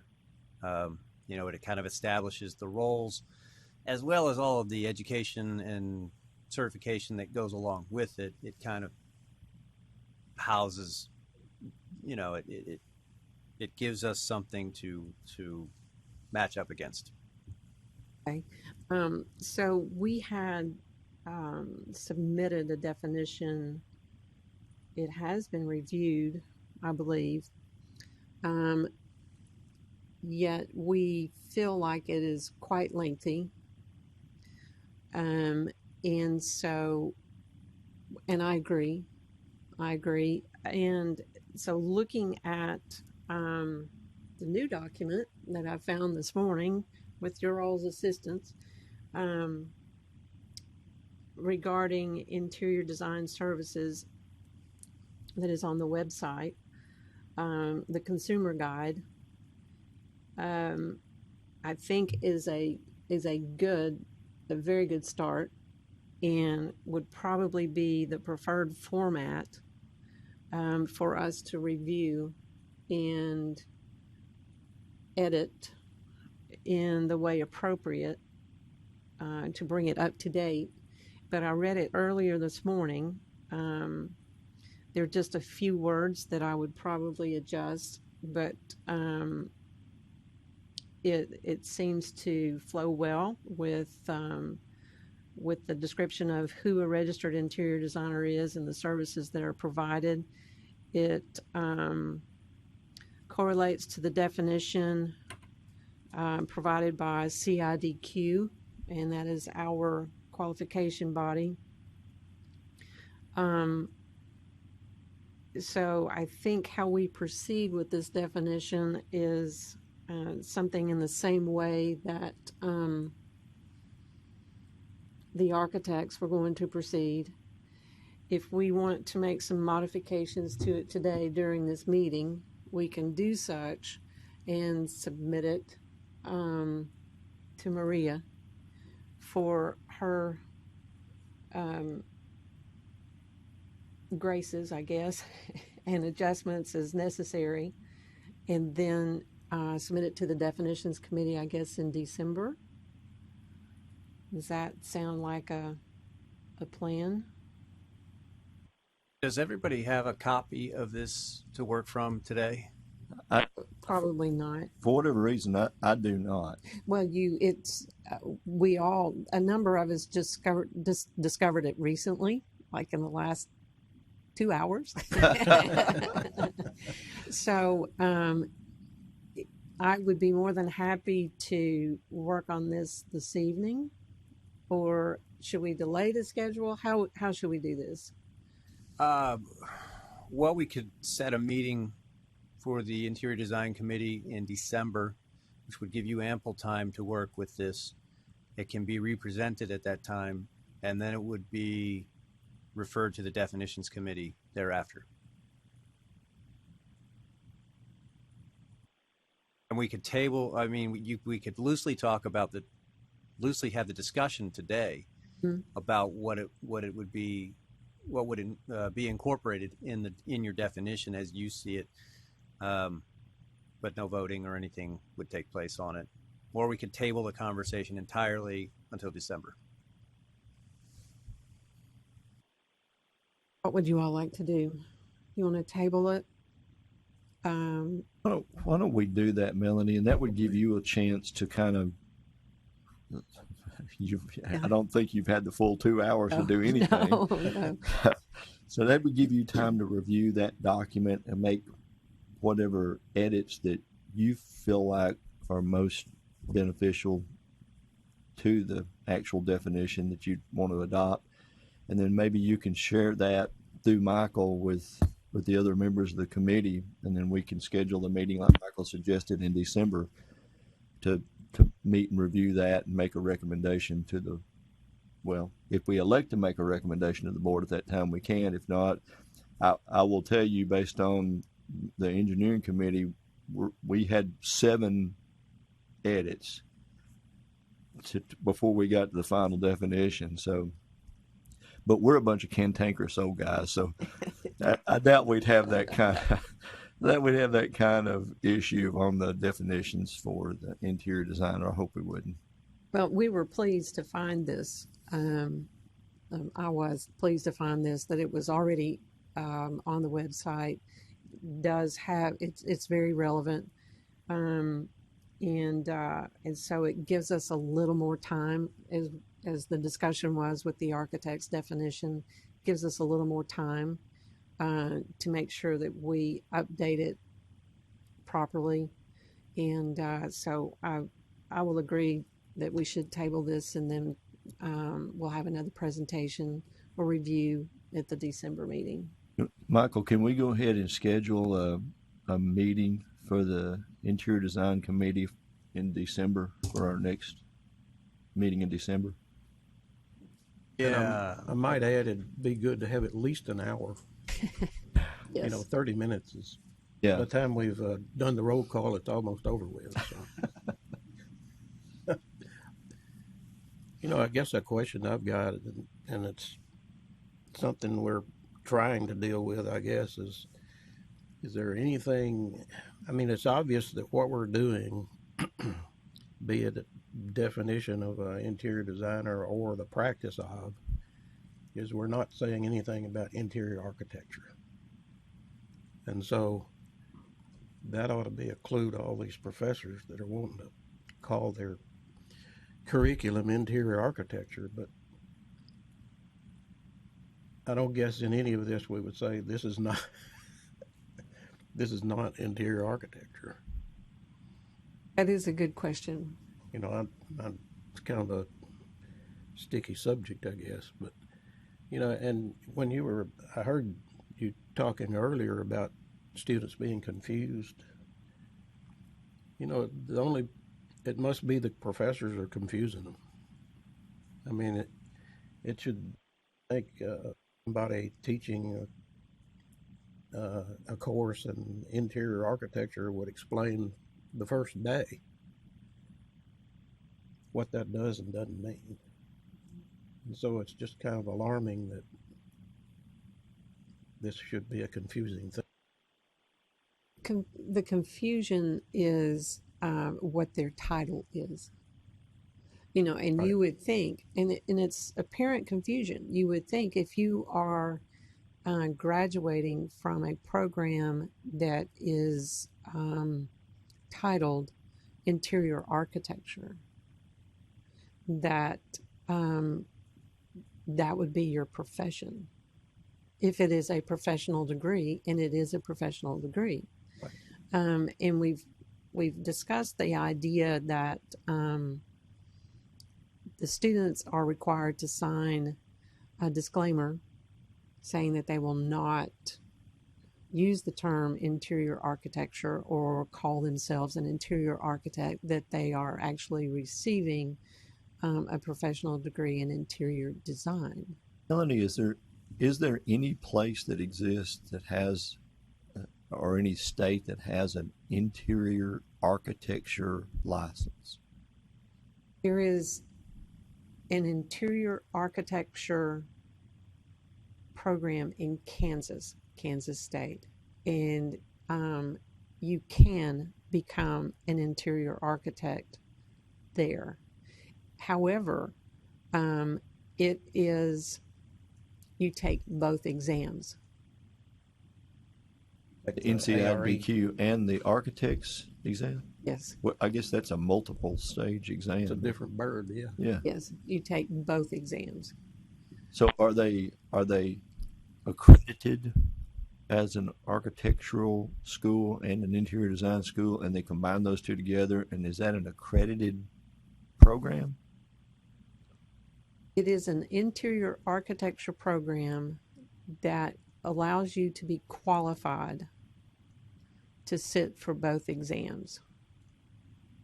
In the state of Kansas? In the state of Kansas. That's a NAB accredited degree.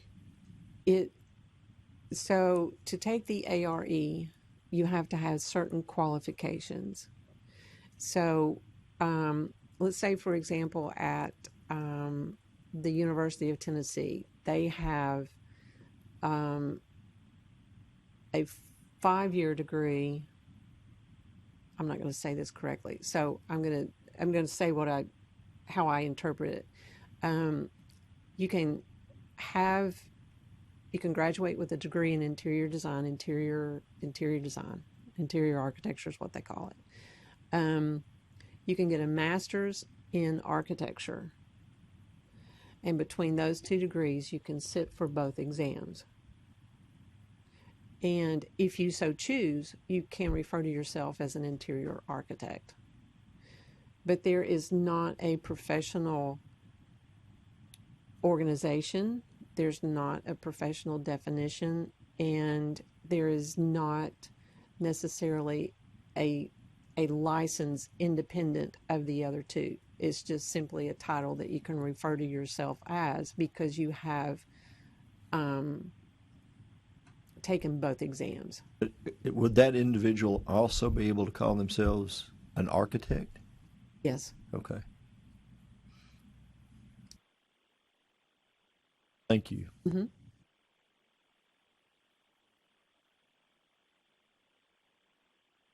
A little messy, and so it would be. Trying to think what advantage to the taking both exams.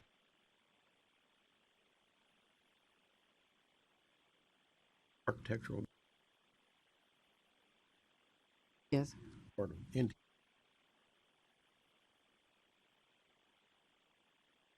We refer to it as the best of both worlds, and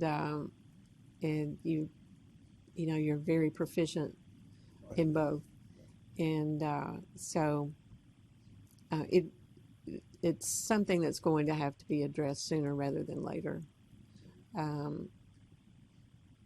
So I don't. Was there discussion at the NCARB meeting about interior design, interior architecture at all? None that I recall. And Maria, did you? I think there was something on the agenda that was to be discussed about the language. They did talk about the definition. I believe that the definition of architecture was a product of that meeting, but I don't recall anything specific to interior design. Oh, they had a committee looking into that within the past year. It might have been something relating to the board meeting that we were not in attendance at. I see. We were just attending the conference. Richard McNeil, chairman of that. Only thing I heard, and I don't know that it even took place, was they were backing away from any position. Yes. I heard. Now, whether it actually happened or not, I don't know. And that was something that was that I understood was to be on the agenda, and I was just curious what the outcome was. I haven't been able to find that information yet.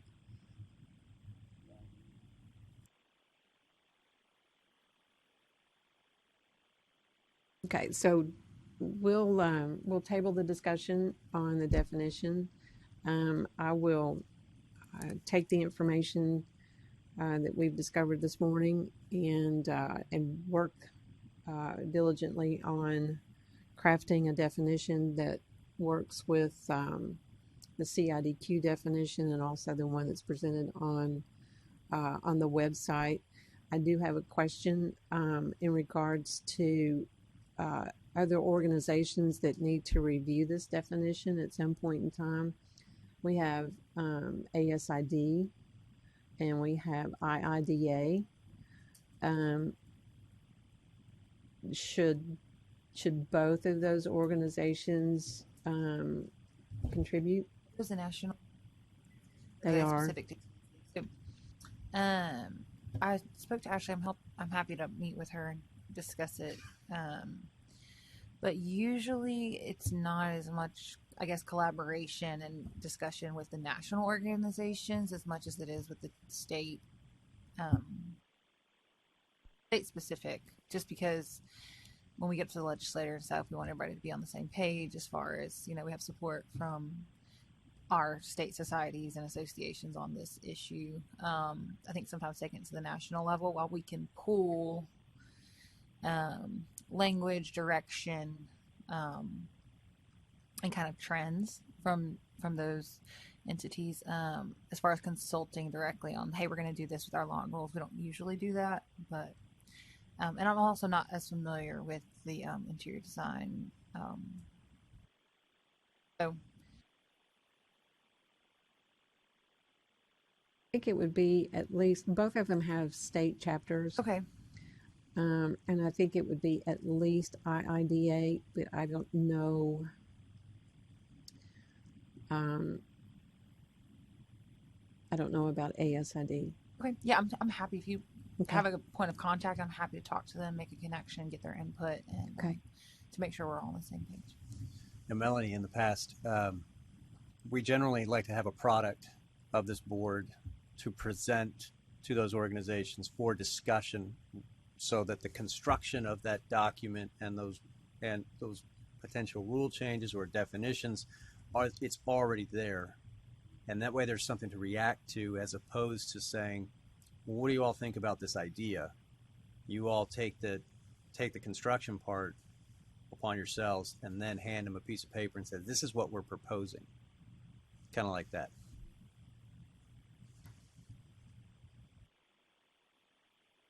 Excuse me, I'm not on the committee, but I do have a comment about NCARB, if I could make it. Certainly. The position on the board that we voted on at the last meeting was to eliminate our comment about an objection to interior licensure, because it's an antiquated statement and it's kind of a carryover. And our reasoning is that NCARB regulates architecture, and that the interior design licensure is more on a state level. Yes. And that NCARB's position is that we need to focus on architects and not other professions. So that's why that statement was voted to be removed from our bylaws, or whatever the proper definition. Very is. good. Yeah. Very good. So that was just it was some house cleaning that we were doing. So that's all. Thank you. Good. Thank you.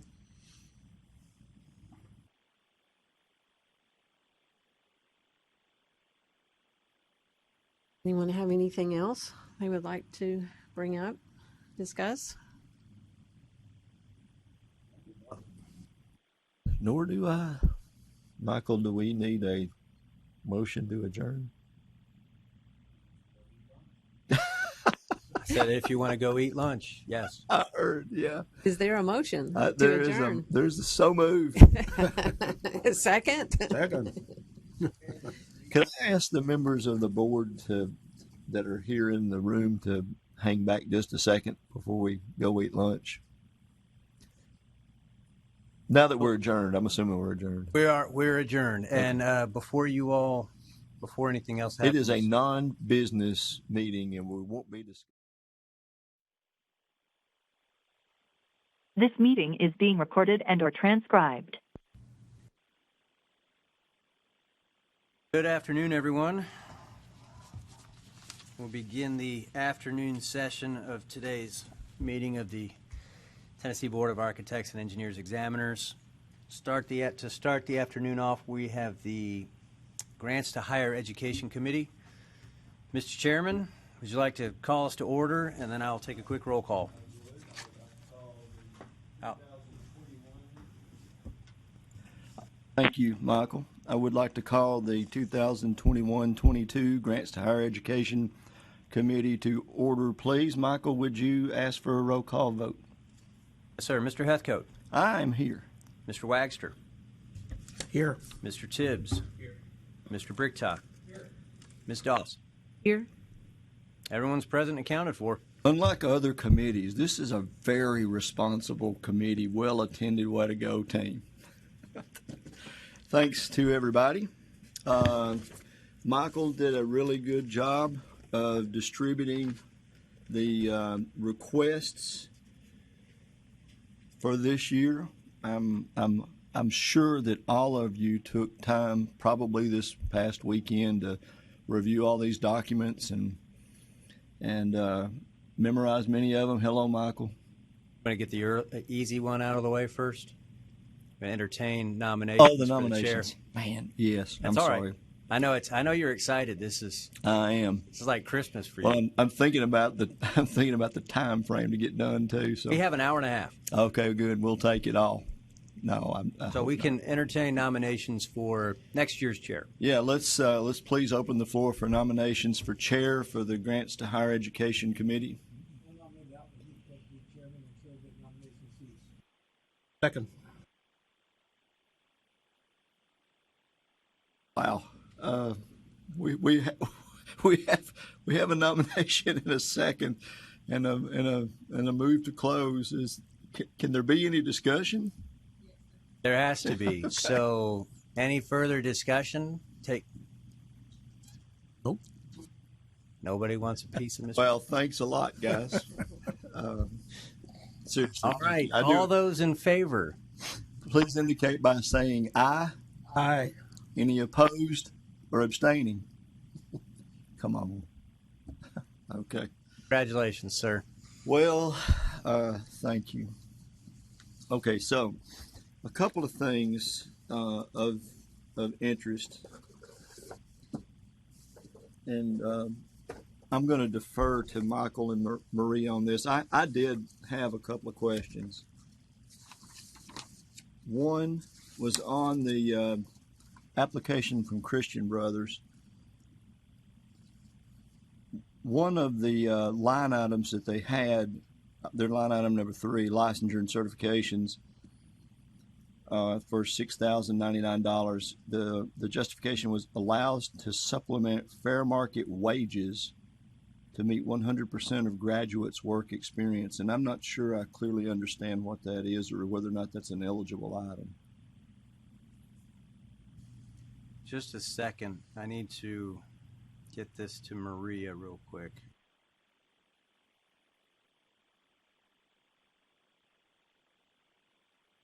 It may not mean what it sounds like, and we may need clarification from them, maybe even to a point where they want to amend their request.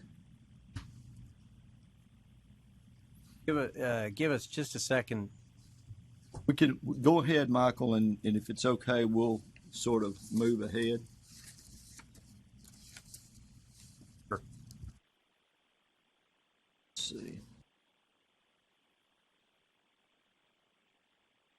I did also note on the University of Memphis Architecture and Interior Design that they included a total cost of $500 for architectural experience program and the architect registration exam fees. But I did not note where they included anything in there for the interior design, NCIDQ, either preparation or exam fee registration. And I didn't know whether or not that was just excluded accidentally, or they intended to include it or intended to exclude it. So I don't want to make an issue out of that, but maybe we can ask if they are here tomorrow as part of our meeting with the colleges, we may want to ask them that question or make a notation and ask them that question. Alton, in reading about the Memphis Interior Architecture Program, they are accredited, so there would be value for them to contribute. So I think that's a good question to ask. Okay. Thank you, Melanie. And I did have one other thing on the University of Tennessee at Martin. There, if you look at what they requested, it totaled $24,100. But on the other line item where it says amount requested, it says $22,598. And I'm recommending that we amend that to modify that to $24,100. I think that was an error. They just didn't carry that forward. Everybody with me on that? Does anybody see that? Sorry? You don't think that was tax?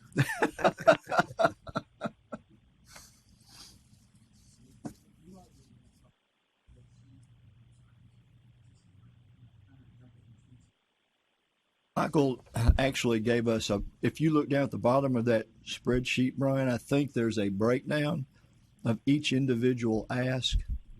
And this is on the one for University of Tennessee Martin Engineering. Well, Mr. Tibbs, this is microphone needs to be enabled. Sorry. I forgot what I said. Oh, yeah. So the 24,100 is the correct amount. Okay. Is the correct amount. Should be the correct amount. Okay.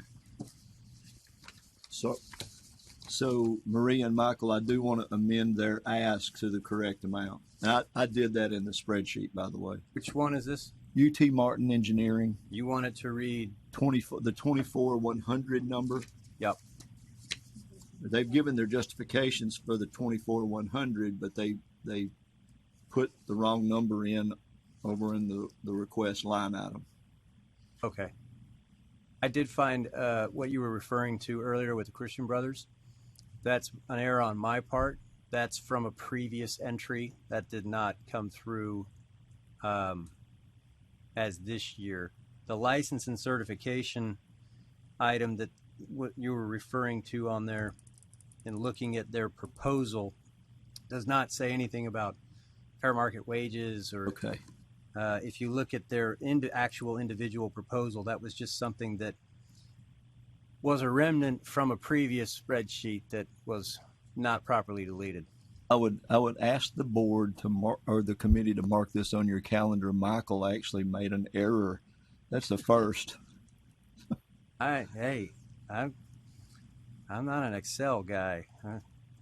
It scares me. You're also not an error guy most of the time. That was an easy one to amend, and I hoped that might be the issue. So, at any rate, does everyone have access to the spreadsheet that we look at the spreadsheet that we have for this year, not the one from last year, but the one from this year, the 2021 to 2022. It was the second one that I handed you.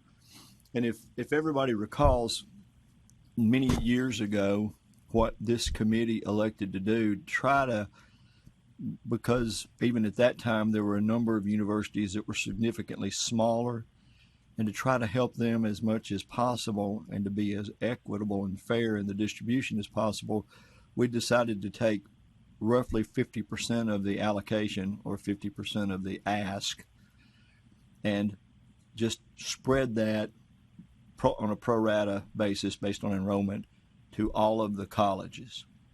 And then the rest of that other 50% would be all based specifically on pro rata shares. And whatever, including in the calculation, would be what they ask. For example, many times in the past we've had some of the colleges ask for a lot more than what their allocation would be, and we weren't able to fulfill all of that. There have been a number of times in the past where colleges have asked less than what their pro rata share would have been, and we can't I have it on very good authority, Michael, that we can't give them more than they ask for, okay? So this spreadsheet, hopefully, if correct, the total amount of the ask this year, I believe, is $354,767. Let's see, hang on. Yeah, that's correct. $354,767. Obviously, we had a budget line item of $400,000 to distribute, but we can't again give someone more than what they ask for. However, one of the things that we talked about earlier in the Finance Committee was we will have the deans here tomorrow, or representatives from the schools tomorrow. And one of the things that the Finance Committee did was approve an allocation of $450,000 in next year's budget for grants to colleges, assuming the board approves that tomorrow. And we want to encourage them to do two things. One, to ask for more, but we also want them to have some portion, some orientation of what they ask for dedicated to the promotion of licensure. In other words, helping offset costs for exam fees, helping provide tutorials or classes in preparation for exams or things of that nature. So please don't let me forget that when we talk to them tomorrow. And hopefully that will encourage them to, I promise you, none of them would take less. They would probably take more if we were able to give them more, but they all have been very conservative in their asks. So we'll encourage them to do more in future years. Does that make sense? Everybody with me on that? Alton, if I may, really quick, in doing that, we would amend our initial letter, which is sent to each university or program. There's 17 of them that usually apply for this. In the past, it seems, looking at versions of that letter that went out prior to me coming on board, it appears as though there's a guideline for that that's based on all things being equal number. So basically total dollars divided by total programs, and everybody would fall into, all things equal, they would get this much. My question is, if I need to retool that, would you like me to put a dollar amount on that email or on that letter and say, please keep your proposals under a certain amount, or do you just want me to? No, I'd let them ask for whatever they want to. Now, we won't always be able to grant that amount of money to them, but we'll go through the formulas to determine what their eligibility is and what amount we can fund. But in essence, we had a little underrun last year. We had a much bigger underrun this year, and I think part of that had to do with COVID. We also had 2 schools that did not apply. Yeah, which is unusual. I mean, very, very unusual. And again, we need to encourage them all to apply because all of them will get some distribution. Okay. Well, I'll tell you what, when it comes time in June of next year to send this out, I'll send you a draft, or we'll review a draft at some point, just to make sure that I'm on the same page that you all are on. Okay, good, and thank you, Michael. So, getting to the formula and the proposed distribution, both Michael and I have gone through, and we've updated enrollment numbers. And not everybody provided us enrollment numbers. Those that didn't, we assumed that their number was the same as last year. And that's another thing, Michael, we need to make sure that we tell them each year that they need, in that letter, that we need to update their enrollment numbers each year. But we took we used the formula to divide it up on the 50-50 allocation, and you can see that in column C I don't know if that shows up as column C in there, but it's the third column over. If you see the one that says architectural and design distribution, 30,720, that would be roughly 1/2 of what their pro rata allocation is based on enrollment. Same thing for interior design, distribution, engineering distribution. And if you look down at the bottom of column D, in that same column, the third column over, those things total $400,000. So each college would have gotten that if all they had to do was submit an application and a simple justification. We would have given them that amount of money anyway, assuming they ask for at least that amount. The second component of it, which is 7 columns over, is under the request line item. Does everybody see the column at the top where request? That's what each of the colleges requested in their applications.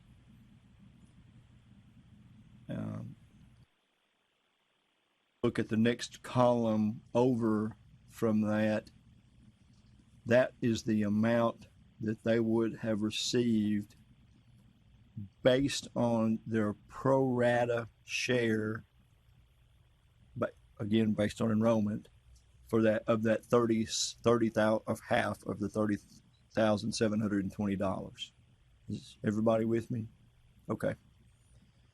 So if you look over in the far column, the one that's in the orange, highlighted in orange, you can see there for UT Knoxville, architecture and design distribution, the recommended award is actually their ask, the request, $49,791. And the same is fairly well true almost throughout that entire column. I don't think there's a single exception to that. So everybody's getting what they ask for. And you can see the total amount of the grant distribution to be made, or that we would recommend this year if this committee votes that way, of $354,767. Again, I know there's a lot of stuff. Again, this spreadsheet, I put it together, so I know it's confusing. But we've had to do this in the past. Some of the other columns that are in there, in the past, we've had situations where people over-asked, and we had to make determinations about how to factor back that distribution to them, and that's what some of those columns are specifically. There are formulas inside of each one of those that make that determination. So, but the bottom line is the column on the far right-hand side, the orange column. Does anybody have any questions? Brian? Well, I think always suspect questions are the school. That's Belmont and ETSU. That's what I was gonna bring that up. They're listed here on this handout. They've got numbers next to their names. I didn't know if that was factored in or if that was not, but both of those should be zeros. Okay, and what in essence I did, and again, we don't have to do this, but I hate to leave somebody out, and I don't know what their rationale was for not applying, but I made the same allocation to them as we did last year, I think. We've granted them money even though they didn't request any. That's correct. So I thought you were saying, though, we couldn't give people more than what they asked for. Well, I know in the past, one of the things that we have done is when we've had somebody that was late with a submission, we allowed them to go ahead and submit and made the appropriate allocation to them. So in this case, I would hope that we'd have an opportunity to give them a chance to submit the application for that appropriate amount. If not, I mean, it's with 2 clicks, I can enter zeros in there and recalculate the whole spreadsheet. But there has to be some reason that they failed to apply. I can't imagine a college or university not wanting to access free money. To my knowledge, there are really not many strings attached to this. I'd have to check. I think policy-wise, I don't think we can give money to somebody or award money to an institution that did not apply. And from an administrative side, I can say that these institutions all received the same notes, the same reminders, everything all in time, and I didn't get a bounce back from either one of the institutions. At this point, I'm unclear and would need some clarification from legal, whether it be Maria or somebody from our contracts team, to weigh in on this. Okay. Maria, do you have an opinion? I do, just based off the policy that the board has adopted. And just for the record, this hasn't been updated since, I think, 2017. So if it's something that you all would like to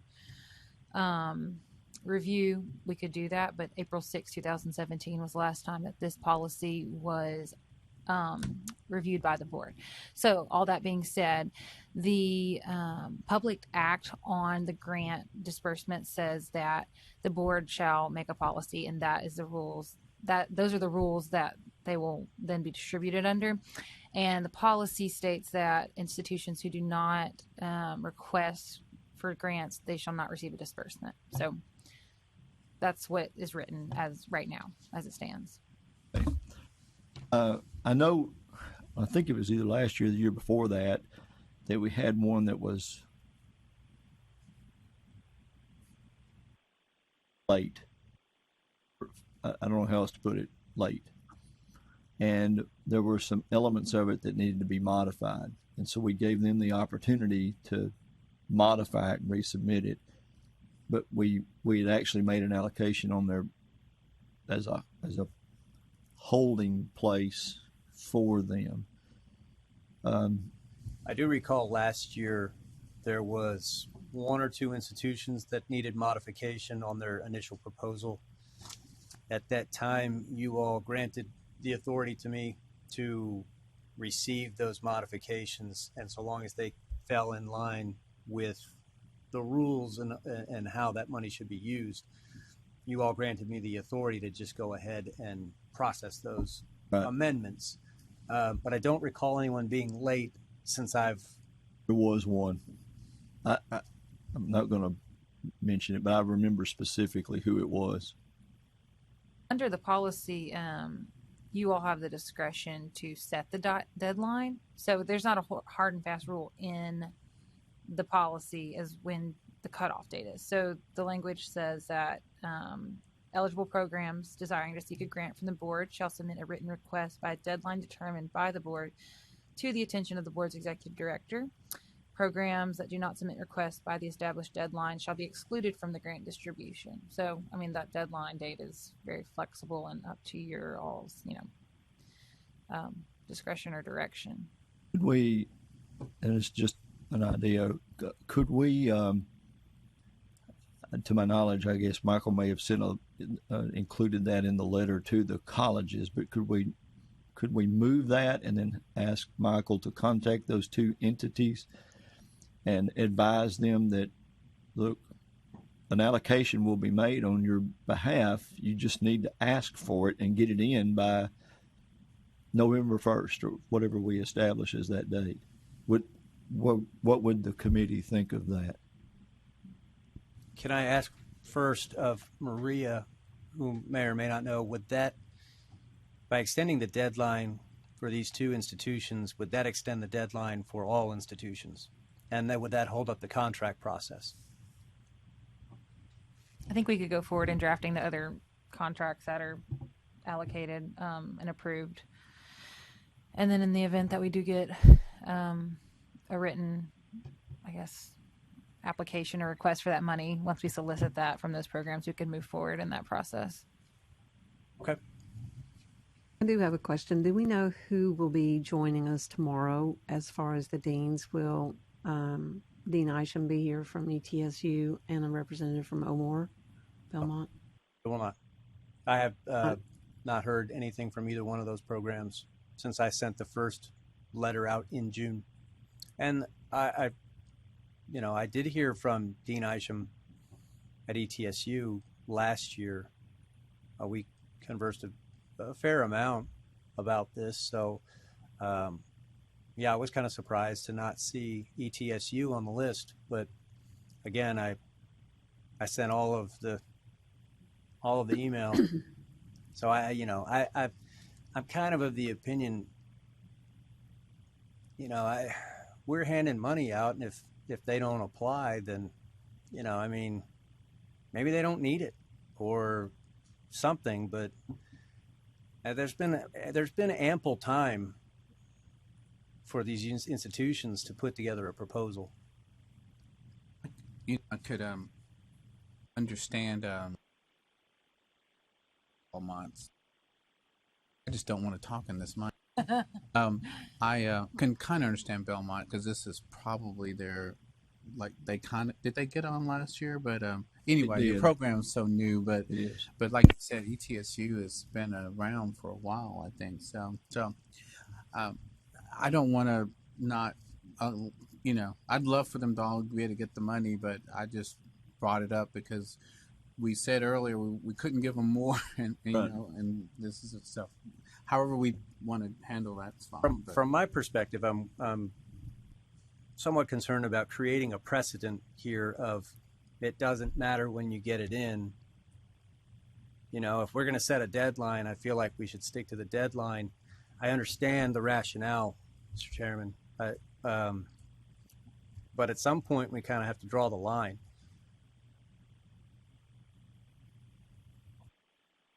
Do we have the latitude to do it? I guess, and according to Maria, we do. It sounds like it. Okay. Frank? I kind of lean towards what Michael's saying. Everybody's been given the chance to apply, and I don't think these two particular ones are one of the lowest amounts on the pecking order here. So I don't know if this takes a motion or what, but I would move that we move forward with this and take ETSU and Belmont off if they haven't. And I do have another question though, and maybe somebody can inform me. Belmont, I thought, was forming an architectural program. Right. Down as interior. Well, they have that as well, but they have a new. They've had the ID program for forever. Yeah, long time. Well, for a while, especially once they acquired O'More. Right. Yeah, but the architecture, I think it really launched maybe last year or the year before. I want to say the architecture program needs 2 more years. Does it take 3 years for accreditation? Yeah. Currently, it's unaccredited. Yeah. Okay. So I think they need 2 more years. So who didn't apply here would be Belmont's interior design program. Correct. Okay. Oh, I thought it was Belmont's architecture. The other thing interesting to me is what Melanie brought up is I looked at the University of Memphis's architectural application, and the heading on their letterhead says University of Memphis architecture, and so the question there is, should that be split up? I mean, maybe all they asked for was architectural related monies. Truthfully, it's up to them to determine how to distribute it. Yeah, I wonder under that program. Wonder if they just said they didn't inform the interior people what was going on about. I don't know, but I would say in future, if that's the case, then both should be approached. That's why we talked the about that master earlier. That was architecture. one of the ones I was talking about early on, that they didn't include any allocation for the NCI DQ exam. And maybe if somebody from that organization was going to be here tomorrow, we could mention that to them and encourage them to promote that path to, not licensure, but certification. We will have representation from Memphis tomorrow. Good. If we eliminate those two, then the total amount of the distribution drops to $346,197. I guess a question there to me is, if we have 400,000 and we're only doling out 350,000, is there any downside to that? This goes into the surplus or the reserves, I suppose, actually. Yeah, it'll still be there.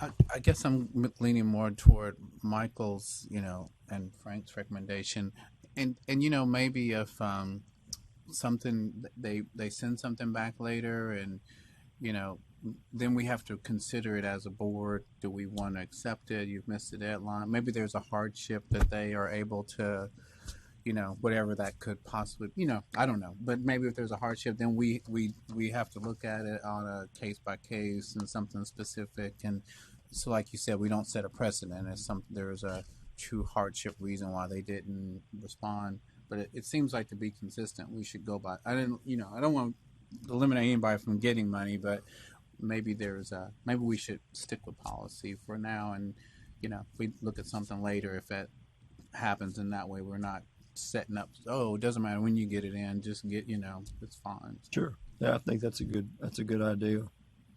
And again, if Michael does reach out to them and say, hey, listen, we gave you the opportunity, we have money that could have been allocated, is there some reason you did not apply? And if they do, they elect to, then Michael can ask for a meeting of this committee at the December meeting, and we can make that recommendation. The budget committee had already recommended the allocation of $400,000, and the board had already passed it. So really, would it be up to this committee to make that recommendation and to alter whatever amount we give as a recommendation tomorrow?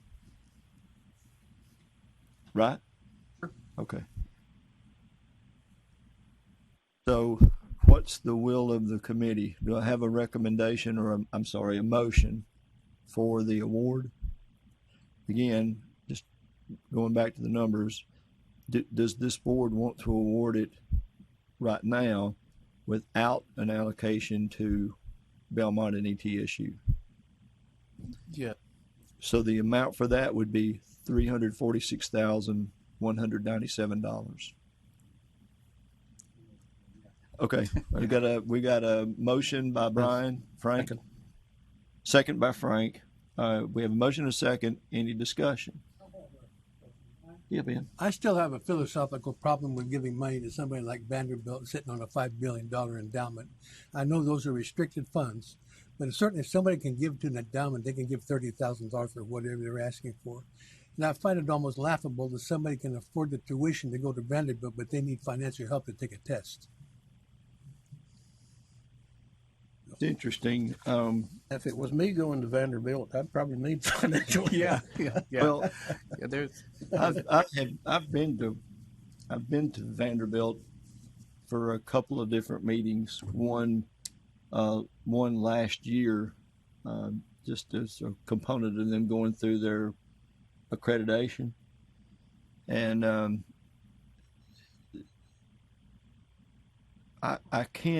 I can tell you that Vanderbilt limits the number of incoming engineering students every year. They can only take 400 kids, and they don't change that because they don't want to build additional facilities. And the facilities that they do have, I've been in their labs inside the engineering building. They're not they're a little bit like Vanderbilt's football stadium. to be honest, not like the baseball stadium, but they're a little bit like the football stadium. I've been in better labs, and they do, because of the limitation on the number of kids that they bring in every year, unlike other engineering schools who will take as many as they can possibly accommodate. I understand, and I agree with you, the tuition at Vanderbilt is more than I paid for my first house for a year. But it doesn't necessarily reflect what's actually allocated to that engineering department. And it doesn't always address some of the needs that they have. And I can tell you, originally, the private schools weren't included in this allocation. It was only the public schools.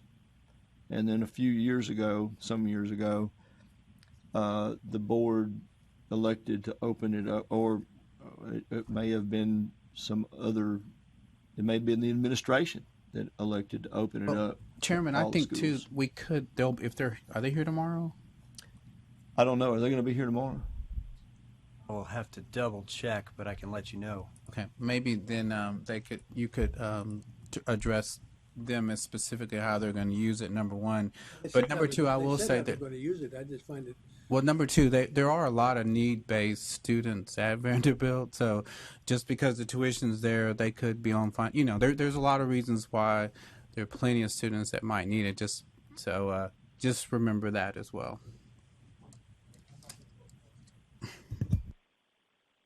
The other thing, too, I would point out is that part of what they're doing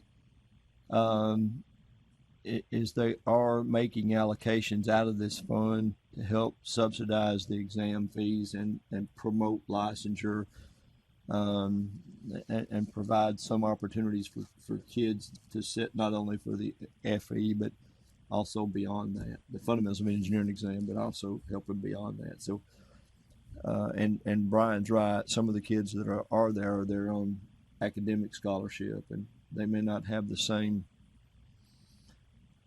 their families may not enjoy the same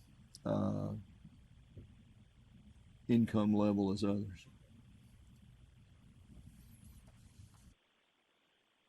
We have a motion and a second. Is there any additional discussion?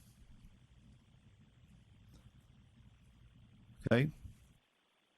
All in favor of awarding this year's grants to colleges in a total amount of $346,197 and in the individual allocations that will be shown on the revised spreadsheet, eliminating the two that had not applied, at least for now, indicate by saying aye. Aye. Any opposed or abstaining? Okay, we have a vote. Michael, I have this revised, and I'll save this as an amended version, and I'll give you the thumb drive so that you can copy it over. But would you mind reaching out to those two universities to see if, again, there was some issue, some problem that prohibited them from getting it in to us on time, and if they actually had a need to address, could they get it in a reasonable period so that we could review it in advance of the December board meeting? Will do. Thank you. Are there any other items to come before the committee? Michael, Maria, are there anything else that we need to discuss today? I'm just kind of stuck on the $450,000 increase. Did we decide on that officially? Sorry. Yes. Okay. Well, the finance committee decided on that. It has to go obviously to the board for review and approval. Okay, great. I was just kind of, ask you guys, you might know. I know that request ultimately becomes part of the state budget, so that's submitted and somehow becomes part of the state budget. I have emails out asking how that happens, but do you all recall in the past how we've gotten an increase in that number? Is it something that we submit to the administration and then they submit to the... It becomes part of our budget that we submit to the administration, and it's recommended and approved by the board. Okay. and it just is submitted to the administration. Okay, and what meeting is that usually the budget submitted at? Gosh, I would guess that it's at the legislative level, and it's part of an overall budget for the Department of Commerce and Insurance. Certainly. For the board's budget, though, what do you all like? What meeting is the budget for the board submitted? This meeting? This okay, meeting. Great. Tomorrow. It'll be submitted tomorrow. Okay, thank you. Yeah. Okay. Sorry. No worries at all. Sorry to ask you guys that question, but sometimes we just have to work together on these things. Is there any discussion of grant guidelines or updates that you all would like to make right now? Go ahead. I don't know if we are. I do in your comment earlier, Alton, about funding toward licensure. I think is a very important component, specifically who is giving them these funds, who is financing these funds. I don't know if there is language that we can put in the letters that are written to higher ed, maybe outlining possible ways that funding can be distributed, or ways that, or money that they can ask for and how it can be distributed beyond what is already. They actually do have that. I think all of them are given the guidelines. And again, the encouragement is to use it, or at least some portion of those funds, towards the promotion of licensure. And they each individually, because, for example, I think this is still the way it is at UT Martin, they mandate that you take and pass the fundamentals of engineering exam before you can get your diploma, which is, I think that's unique. I think Christian Brothers actually used to do that, but so everybody that is in the engineering program at UT Martin has to take that exam. But you can see in their application, they actually allocate money towards the tutorials for that, and the training for that, and the preparation for that, and towards the exam fees. Others, and you saw the same things I did. I mean, most of the engineering schools are doing that. They're providing tutorials and materials for the preparation of the exam, and then they're helping the students offset the cost of the exam to promote that. And we, again, usually when we meet with the deans, which we will tomorrow, that's one of the big things that we talk about. Please, we're about the promotion of licensure. Anything that you can do as a staff and as a university to promote that, including those things that we mentioned, we strongly encourage you to do, and to allocate a portion of these grant funds towards that expense. That's a good way to encourage licensure. With the CIDQ, the qualification exam for interior designers, they have 2 years of experience that are required before they are eligible to sit for the exam. So it is education, experience, and then examination. So does anyone have any thoughts on how we can encourage that same type of motivation? I don't know, if you could fund them. It's hard to fund the CIDQ when they have to work two years after graduation, when these grants are coming from the universities and through the programs. So, preparation. I'm looking like last year, I guess this was, although this says, and Michael, I may be wrong, but this is the information that you provided in that spreadsheet as one of those tabs. And it says 2021, 2022 requests for ETSU Interior Design Program. And it has an amount requested of $4,060. And a portion of that was NCIDQ exam fees, NCIDQ study materials. That's a last year proposal. Okay. If you look at last year's, it's identical. My apologies. I should have put zeros on there, but I didn't want to run the risk of ruining any formulas that may have been put in place by hitting delete like I did last year. Thank you. So I apologize for not clarifying that sooner. But However, apparently last year right. they did put money in there for those exam fees and study materials, and I don't know how they were doing that. I don't know who they were giving that money to and how they were giving it to them, unless they were giving it to the students 2 years after they graduated, or if they were maybe 1 year after they graduated, because they may have had an internship that they were hired for their junior year. They worked their senior year, so that would give them 1 year. They would still have 1 year left for experience. And that experience is very specific. It has to be under someone who is NCIDQ qualified, has to be under a registered architect, and so forth. So, and so this may be sort of the hitch in the whole problem, in that the process that the student has to go through after they graduate to sit for the exam cannot be funded. I tell you, look at what UTC did in theirs, and they called it an NCIDQ scholarship, relieving senior students financial burden, and burden is misspelled, by the way, by assisting them in paying for the NCIDQ IDFX exam before graduation. Now, I'm not sure how you'd do that and verify that they use that money to take the test 2 years later. Or even a year. Yeah.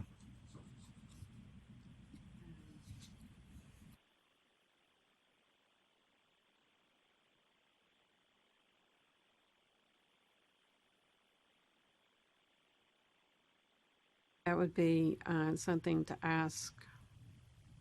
Usually UTC attends the meetings. Tomorrow, is UTC coming tomorrow? Do you know? Yes, there will be, I think, virtually. Most of them have chosen the virtual option. There are some who are coming physically. Is it acceptable for us to ask that question of them, how they disperse that money, or if they require or is it of students who have 2 years of experience? They've gotten a job their sophomore year, and I don't know how they're distributing the money. Is that, in other words? I think questions for clarification purpose is relevant. I don't want them to feel as though that is something that is wrong. I'm just curious, because it would be an interesting proposal for other universities with the stipulation for preparation for the exam, that 2 year time period in there. So I will craft that question in such a way that it's like, keep on going. We think it's a great idea. Just tell us how you do it. Sure. Okay. Look, when I feel like, this is grant money. There's reporting and accountability that goes along with grant money. And so as the administrators of this fund, for lack of a better term, or grant program, I think you're well within your rights to ask any questions you want on how they spend the money and ask for clarification. So, or you can, give confidence, however you want to approach it. Okay. But they do have an allotted amount of time. They have 12 months or the time period to use those funds. They can't. They can only use the funds for the period of the contract, which is, most of the contracts gets signed in probably February, mid to late, and then they have until the end of June to use that money. So it's a very limited window, and they can only cover things that happen within that window, meaning they can't buy something in October and expect that they're going to get grant money and then reimburse themselves, or test for that matter. It all has to fall in that window, according to the contract.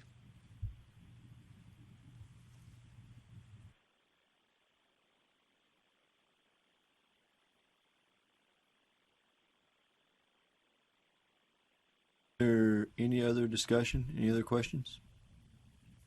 Any other considerations? Maria, Michael, anything else? I had so many things running through my head during this day so far. I think I've lost it. You asked me about high schools. Well, I did have that thought, earlier when you were talking about extending the financial impact of the grants program. Would it make sense to maybe consider something in the realm of high school if you're looking at maybe a technique for recruitment for the industry? It seems like, going to college, I've heard of people changing majors and things, but I've never really heard anybody go to college and be there for a year or so and then decide they're going to become an engineer or an architect or an interior design. I think you kind of go to school with that notion. I thought maybe it'd just be something, and possibly at a later date, you all might want to consider some sort of a high school level program that is administered by grant program that would focus on recruitment of younger folks into these fields or these professions.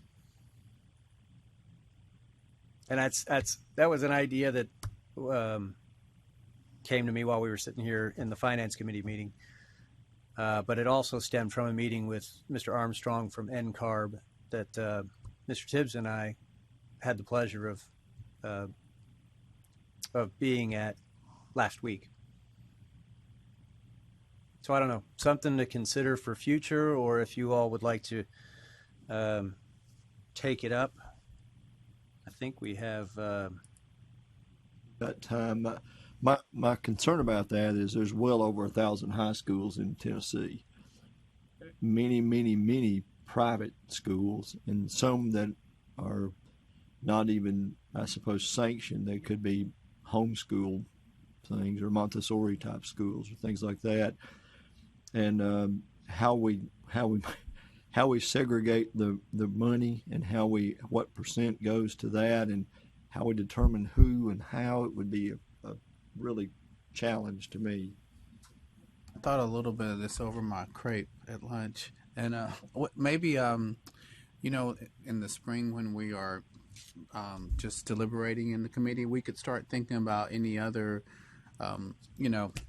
avenues to use, like maybe community colleges. Maybe there's, some special one-time grants schools could apply for. I don't know. But where I'm going is maybe we can brainstorm at a more of a meeting that's strictly a brainstorming, and we can kind of maybe solicit other ideas to, like that one. And maybe there's some specific schools. I mean, that's what I was wondering. Maybe we ought to open it up and just kind of brainstorm, especially since the amount's going up next year. And go ahead, Michael. Well, maybe right now this is, the conversation just, it invigorates me. But I mean, AIA or the Tennessee Engineers Association, do they have programs? Maybe donations can be made earmarked for educational purposes to somebody in the state of Tennessee that's already doing this. Yeah. And I don't know, interior design, maybe they have a program. I don't know, but it was an idea, thought I'd throw it out there for y'all's consideration. I think we should just keep our options, maybe expand it and look around for some different things such as that, or look into our the not the agents like the AIA organizations, just to see. But I think it's worthwhile conversation. But I think it would be hard to know right now because, like you said, if we said high schools, we do 1,000, then we miss the other 1,000. So, but maybe there are some specific schools that we could target, or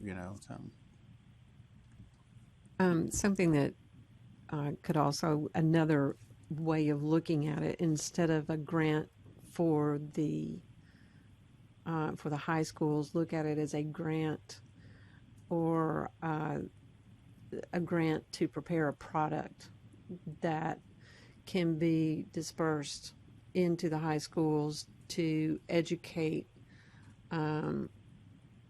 students on what the careers are, what you actually do. I don't know if it's something as a video or if individuals go and speak to the students to encourage them to enter into this career. They may not have a lot of information.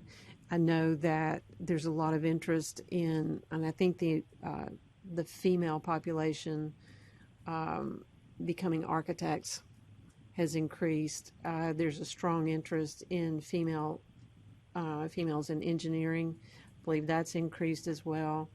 There's already a strong interest in the female population in interior design. Maybe it's to just promote the profession across the board and make more of a supportive statement of where they can go with that from this board's point of view. It is a licensed profession, registered profession, just sort of a different approach rather than funding a grant for, like you say, 1,000 program. How do you identify target? Yeah, how do you do that? So maybe it's more of an educational approach on the careers as a thought.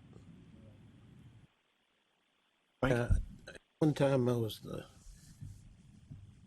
chair of the Tennessee Architectural Foundation, and we provided money.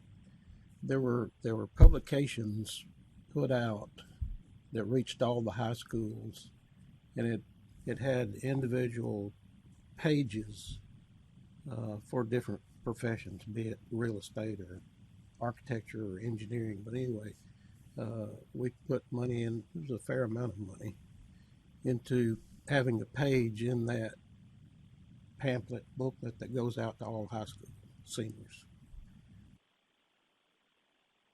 Not sure, hard to measure. A lot of times when you're spending money on things, you want to know whether you're getting any value out of your money. And so the only thing I could think of, and again, I'm catching this cold, I guess, but is if the institutions that we're granting money to now, if they were asked to include a program, and I don't know what the grant amount would be, but from your institution, we will give you grant money to have an outreach program to high school students. Oh, that's a great idea. And by doing so, it's helping them recruit students. And so, that, and again, who knows whether that's an allowable thing to ask for a grant for in what we're doing, but I would think it would be. Kind of along the lines Melanie was saying too, maybe there's some target for minorities in the profession since there's so few minorities and women, and so yeah, that's not a bad idea.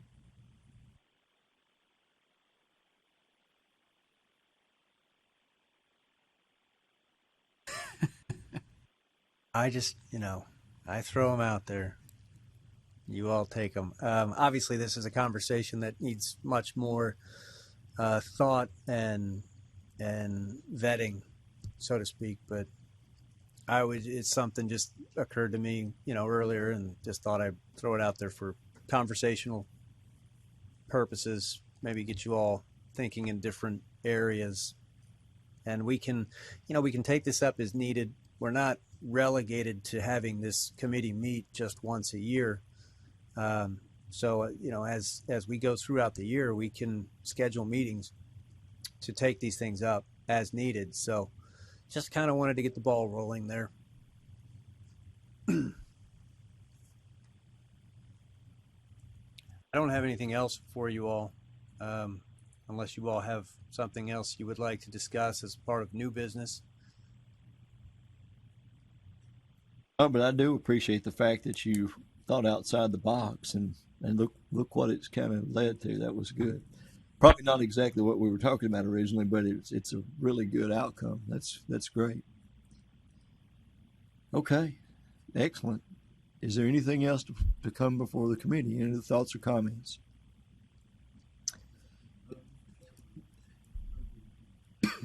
We have a motion to adjourn. Is there a second? For the record, that was Mr. Wagster. Second. Okay. We have a motion and a second. All in favor, stand up. All right, we're adjourned. Thank you. We will reconvene here at 2 o'clock for the outreach committee, and we can go ahead and pause the recording now.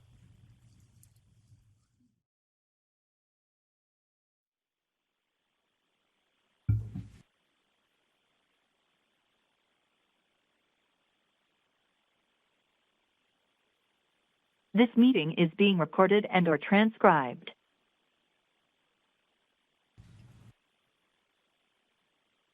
Okay, welcome back, everyone. We 2:01 p.m. We'll begin with the outreach committee. Mr.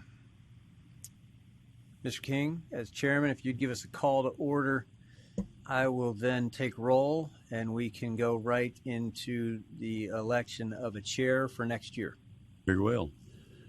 I'll call the meeting of the Outreach Committee to order at 2 p.m. and ask Michael to do a roll call. Mr. King. Here. Ms. Doss. Here. Mr. Burside. Here. Mr. Parker.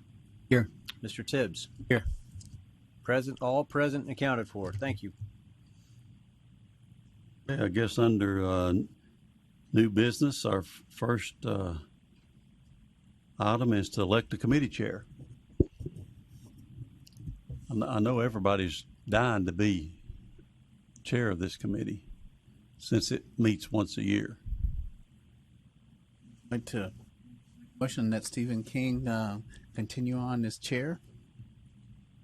You might conclude that you need a different chair because of lack of progress or for some reason.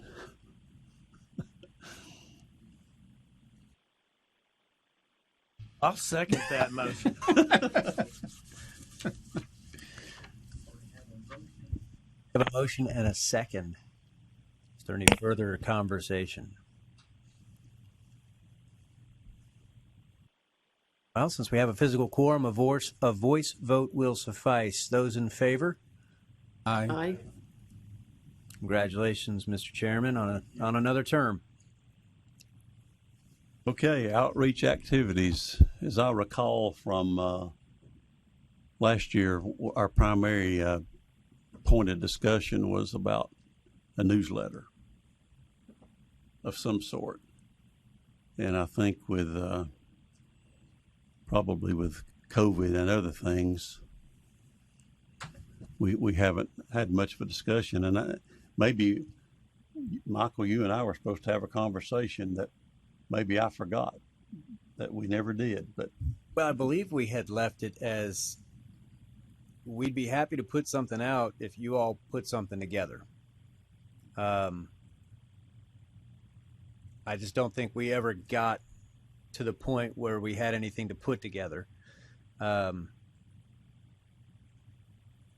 not equipped to pull all of this information and put together a newsletter here on the staff level.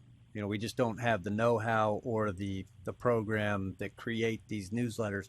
We've got a comms staff and we've got an email list.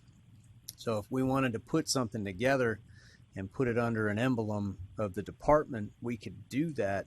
We just need you all to put the raw materials together, and we can have somebody make it look good.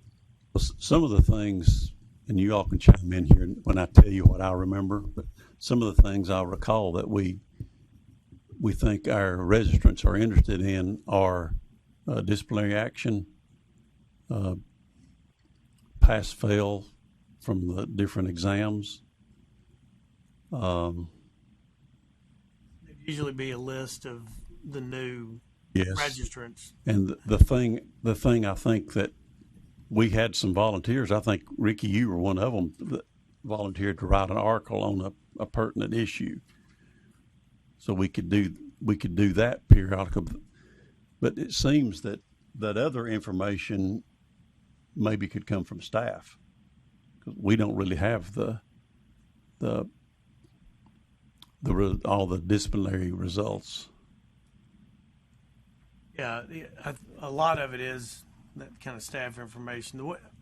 The way it used to work, and I don't know how it works in other states. Some states have like 25-page newsletters. It's incredible, but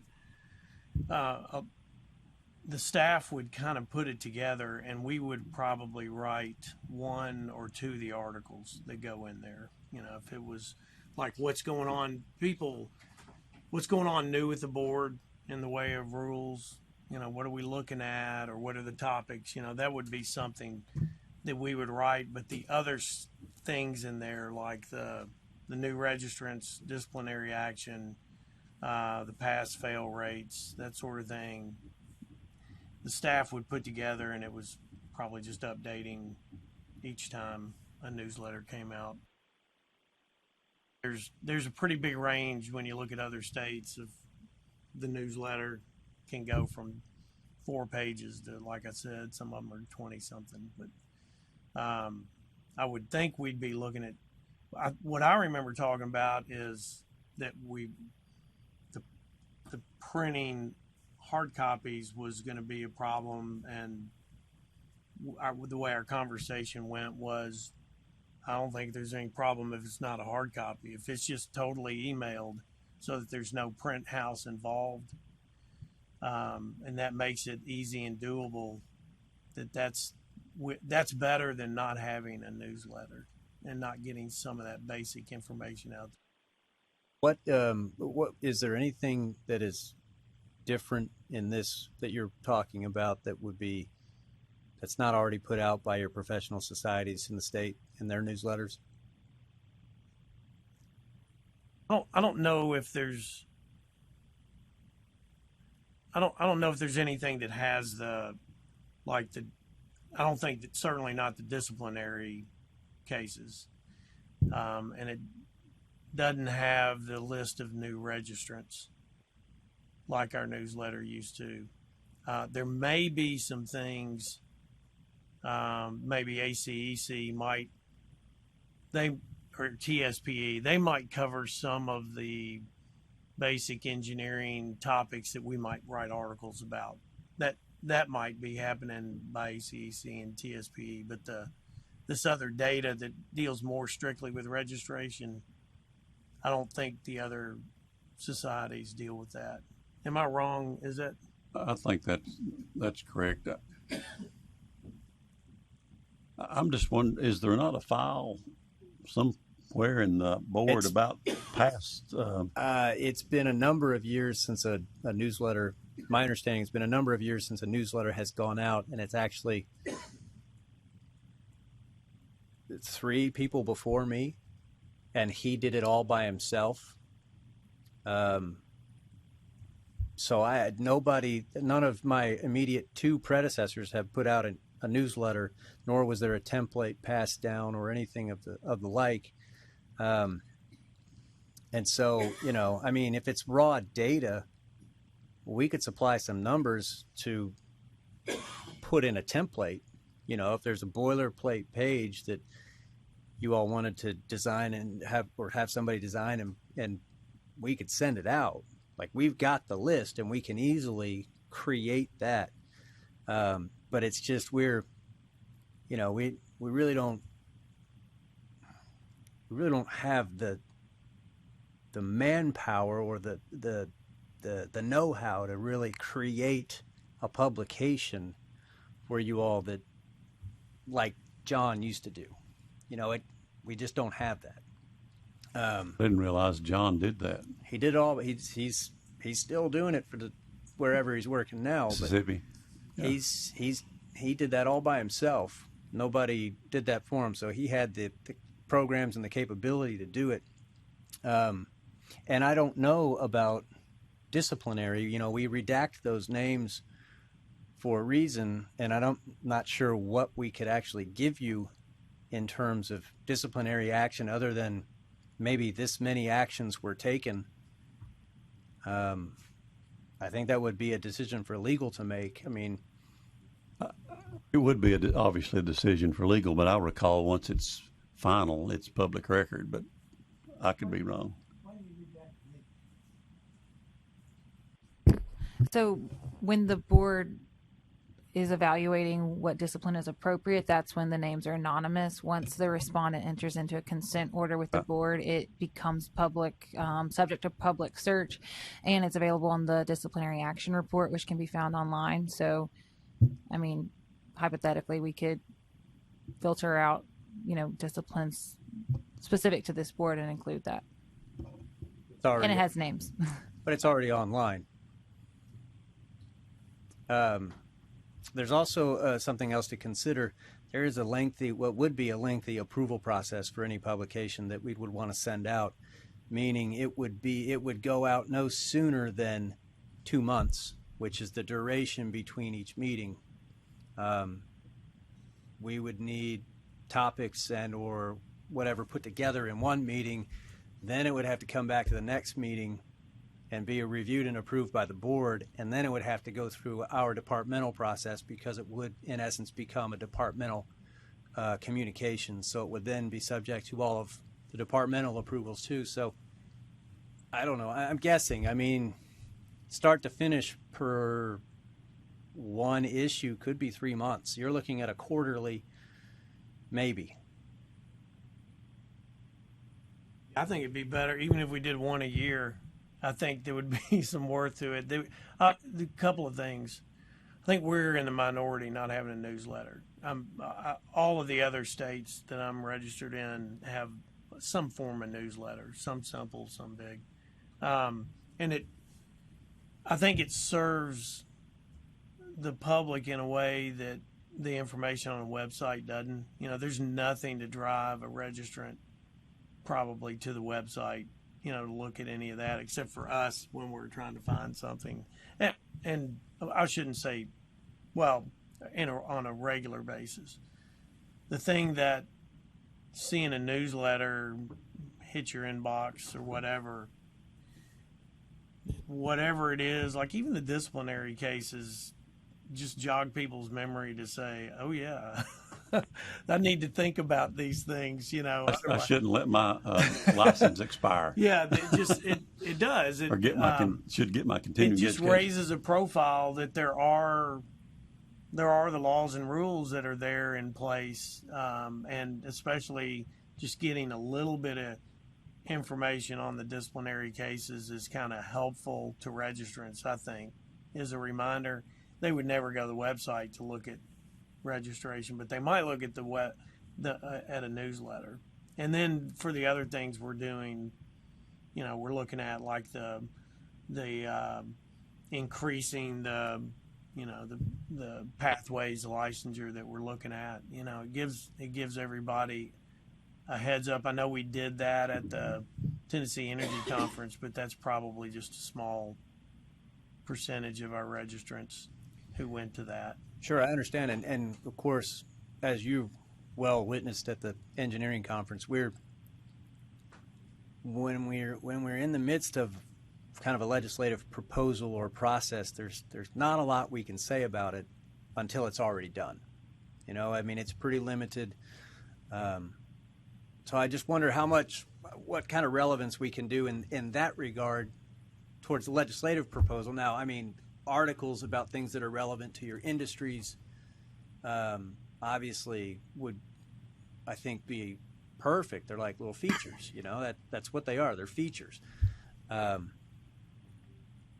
like I said, we can put it all together and we can extrapolate some raw data, you know, if it's like a data page, you know, this many new licensees this year, that sort of thing. I'm just worried about the relevance of the content if we're looking at potentially being 3 months behind. You know, it's not like you can just put it together and go, you know? Right. Well, so we could look at it maybe a biannual, maybe, but again, it would take contributions from all of you on the board to make that happen. Yeah, I think even an annual would be useful. I mean, biannual would be better, but an annual, I think, once a year, yeah, like we can do that. Still, it would take contributions from all of you on the board. Sure. But yeah, I mean, once a year. I agree. The once a year, you could do an annual, almost like an annual report, and have all of your data together. You know, here are the grants that were awarded for 21, 22. You know, here are the licensees, the registrants for the year. And I think that might be a little more relevant. And, you know, you put all the information out there at one time. At that point, you'd be able to talk about any sort of legislative action that was taken throughout the year, as opposed to something that maybe is going to come after that period of time. Right. Once it's done and through the process, I would say, you know, depending on whether it went calendar year or fiscal year, the legislative session is generally over by May. So, you know, if you're looking at some time in the summer, that could work. That's right around the end of the fiscal year, you know, June, July. That's also kind of right when things start to ramp up for us for the fall. So, you know, we're working on the grants program and getting ready for the October exams and things like that. So that's we actually get busier in the summer, whereas most people go on vacation, you know. Ours is kind of flipped. So, yeah. Again, you know, we can look at making this work. It's just going to take some cooperation and contribution. Sure.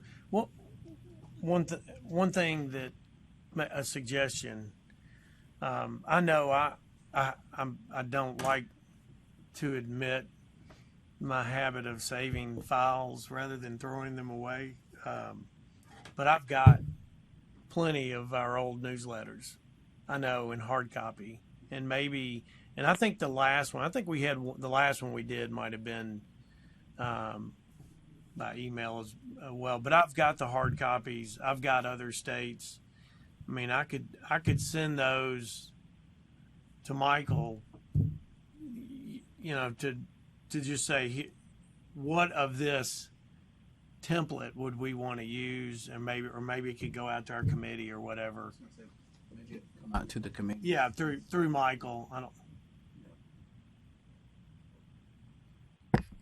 Sorry, I know this is not my thing, but Stuart pointed out all the old newsletters are online, up and like for all the years. Yeah, they're on the website. Okay, and they're available via PDF. So great.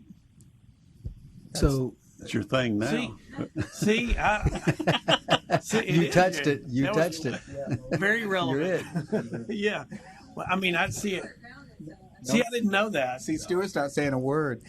No. There's a lot on that website. I mean, there's a lot. It's just that you have to go rooting around, you know, to really discover it, and in a way that, you know, most of us are not going to do. And I haven't run across that one yet. That's good.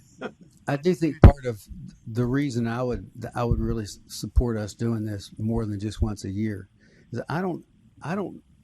For me, I'm not looking for a big long 15, 25 pager like Missouri does.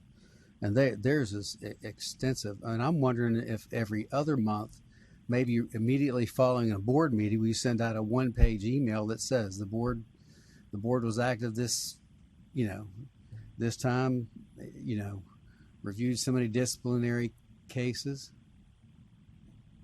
I'm not saying anything more than that, but the whole point of getting in front of our licensees is for them know that we're doing things here. We're pretty active, and it's amazing what we do. And but also it's an opportunity to have a reminder of, hey, if you're in the Nashville area, the next board meeting, which is scheduled for December the blankety blank, come visit us because it's a worthy PDH, or But I'm thinking something short and sweet, because in today's world, other than old people like me, the young folks look at something and they go to the first paragraph or two and bam, they're moving to something else, and they process it a lot faster than I do. I think we have to. I would suggest we go that route. Something short and sweet, every other month or 5 times a year, where everybody gets just a feel good from the board that the board's up here doing something. That's sort of my take on it. So it sounds like that would need, because of Michael's concern of an approval process, that almost would be something that would be approved during a board meeting as to what could be disseminated, what could be included in that newsletter and disseminated. We would have to find non-caustic type things, and things that aren't going to bother on the legal side. Right. And I'm not saying get into the deep right. depths of things, but just a feel good or a report, a real quick report that goes out to our licensees. What if, just as a suggestion, since we haven't done it in does that make 4 years? Yeah, 4 years. What if we just shoot for try to get back on the horse, and do it, like maybe shoot for June, and then that would kind of get our momentum going. And if we feel like we could start trying to, do like where we're doing and helping them, since they're short staffed already. And then we kind of get into a process of, we shoot for June because we haven't, and then we kind of see if we can multiply it from there. What do you guys think about that? I agree with that, to give ourselves an attainable goal. Yeah. When we hadn't done one in 4 years. Yeah. Right. And I think once a year would be a 400% improvement. Yeah. So, and if we got that first one done, and we got kind of a template there, maybe then we kind of gauge. Okay, so if we get something set up and we kind of have a system, I'm a little worried about us, how much we can do in terms of what Michael's asking for. I don't see any of us putting this together. I don't, unless somebody works for a big firm and they've got a PR department and they want to take it on. I agree. So unless Robert Campbell wants to do this, well, and this gives us some time too. So if there's a story that you're going to write that gives you some months to write it, right? And we gives time to start compiling the information, and then we try to shoot for, if they need 3 months, we shoot for March. So we can get out for. Let me ask if or whatever. If a representative from ASLA were here and wanted to report back to their membership, ASLA's membership, they could leave the public meeting, go write something up, and get it out to them, get it out to their membership immediately. And ASLA sends out a note every month or to a month and a half at most. So they're really communicating well with the ASLA members. But I'm wondering if they come into our public board meeting, they could write up what they see and whatever, and they would, they could communicate that message out very quickly. And I'm wondering why that would be ASLA as opposed to the board doing that. You see what I'm saying? Maybe it's a good idea for ASLA to come in and do that. Well, I can. What I'm hearing is, we're a state regulatory board, so anything that comes out with our name on it has got to go through Department of Commerce and Insurance, and I understand, the 2-3 month time lag there, but I'm saying 3 months. We've been talking about decoupling for 6 years. Yeah. A 3-month time lag is not going to be a big deal. Okay, it's just not. It's going to be it's going to be news. Yeah. That's so our wheels don't turn that quickly. I think that it would work fine.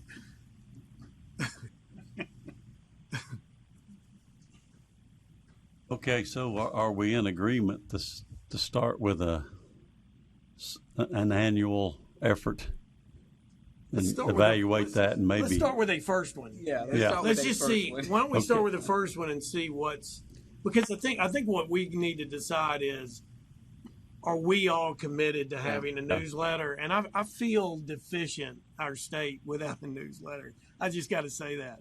So we may have to meet again before the end of the year, like in the middle of spring or something, or first of the year, something, so that we can talk, plan it. So when would we like it to go out? Then we have to back in the 3 months, I guess. I'll ask Michael again. What is what you were saying? I think you said the best. What would be the best time of the year for staff and you guys, where it's not crazy busy? We could probably look at maybe a year in review sometime by the end of July, maybe early August, and it would cover the previous FY. And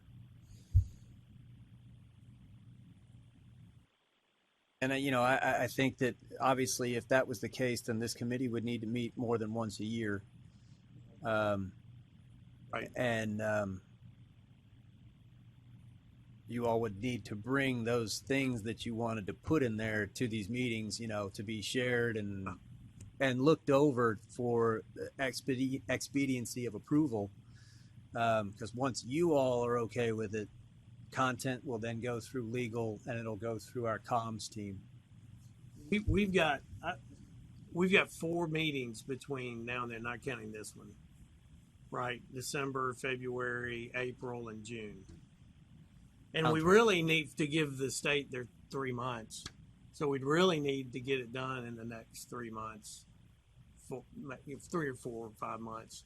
Well, see, that's the thing. I mean, you wouldn't be able to do a legislative update until after the session ends, or until anything that affected these you're right. professions. You are right. That would be an excellent thing to have a newsletter, a legislative update. That would be perfect.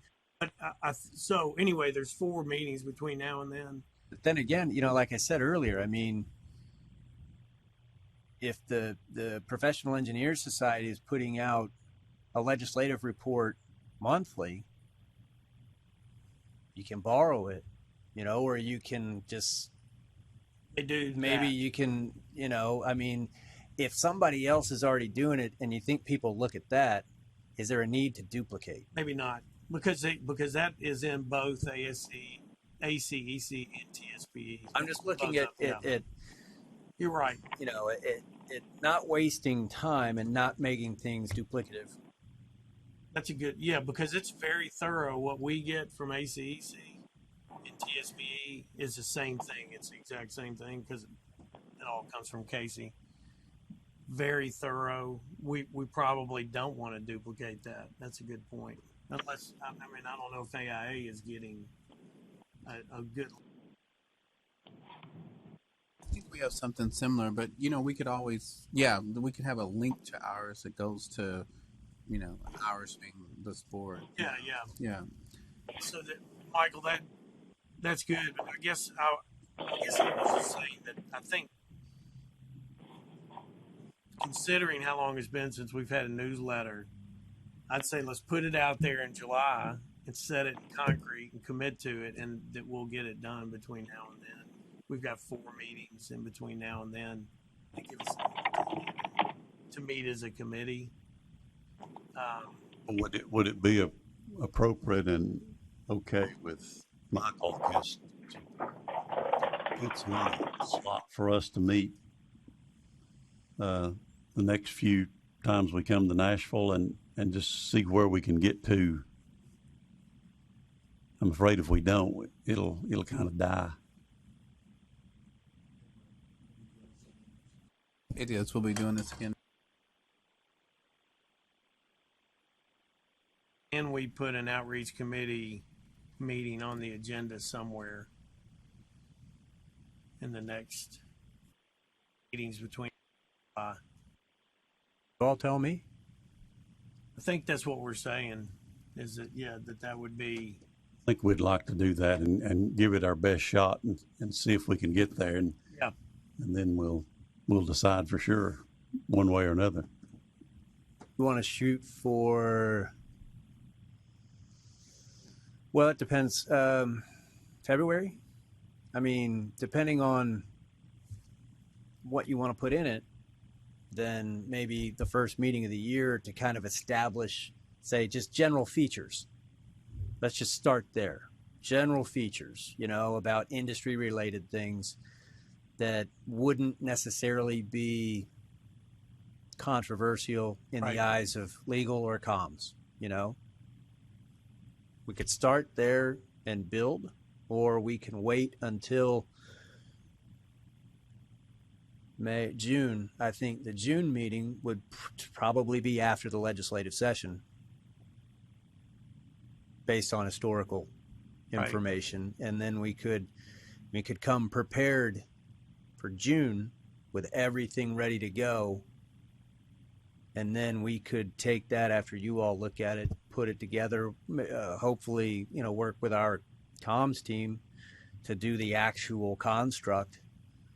And I need to check with them to make sure they'd be able to do that. And then from that point, let's just say June, August. The August meeting would be the first time you all would maybe get to see the whole thing and say, okay. Because at that point, the content would have probably already been looked over by the other folks. So then we'd be looking at sometime right after the August meeting to send it out.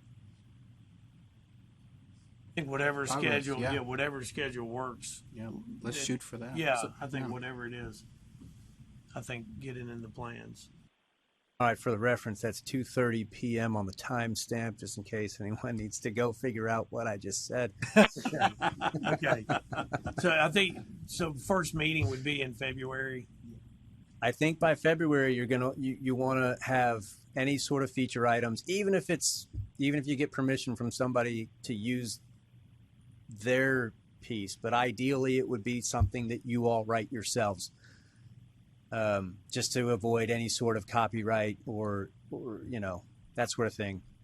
I'm wondering if maybe what I'm thinking might end up being then in December that we meet. And what I was thinking, if we had a copy of one of our old newsletters in front of us, if we all had it, and we decided, okay, what of this old newsletter do we want to keep and what do we not need? And that, to me, that would be, rather than just, kind of reinventing the wheel, let's start with that and pick on that. Is that something that we should do in a short meeting in December for this committee? Just look at an old newsletter. Or would you rather do that online?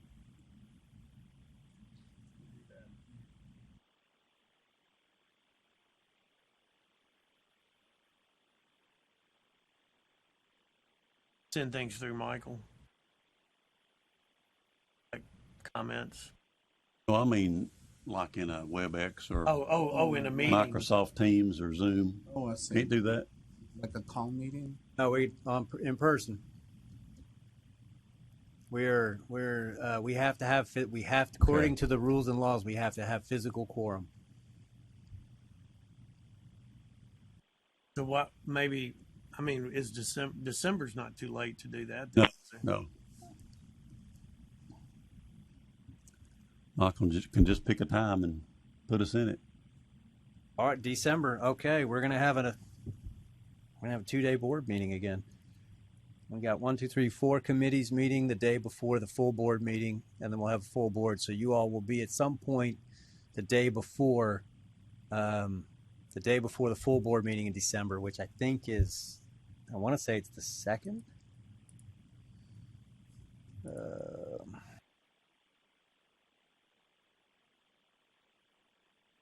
I'm just Right.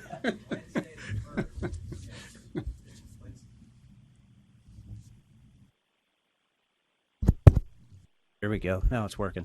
Wednesday the 1st would be the committee meeting. So you all might want to go ahead and block out. I'm going to have to situate some things. So I'll get back to you as soon as possible with that schedule. But just know that Wednesday the 1st, December 1st, there'll be a committee meeting for this committee. I know Steve and I are always in for the engineer committee meeting on that Wednesday. When do you guys? We normally do that day, but in the morning. So, but we'll see. After he'll work it in, let us know.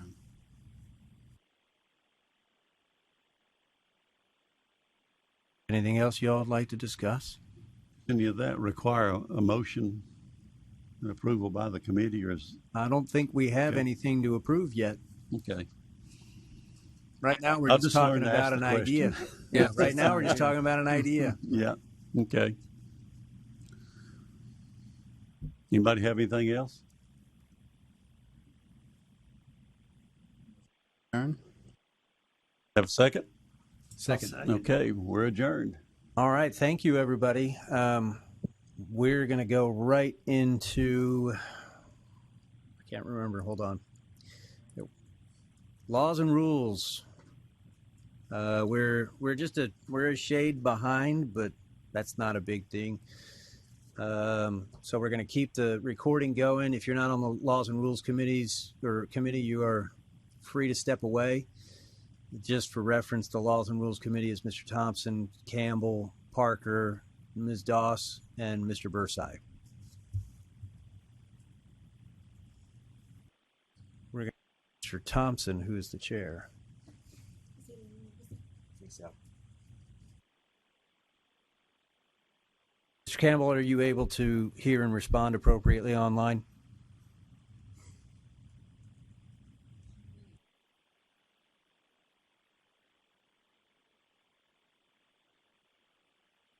Yeah, but he'll be able to take himself off mute. Mr. Campbell?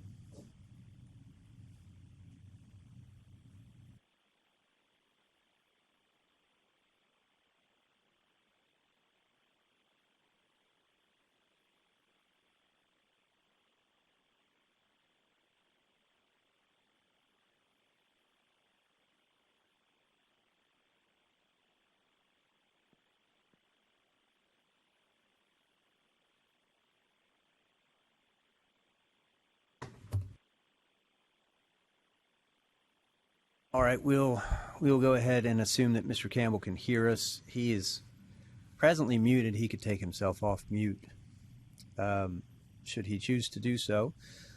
We'll be here to listen. But let's go ahead and begin the Laws and Rules and Policies Committee.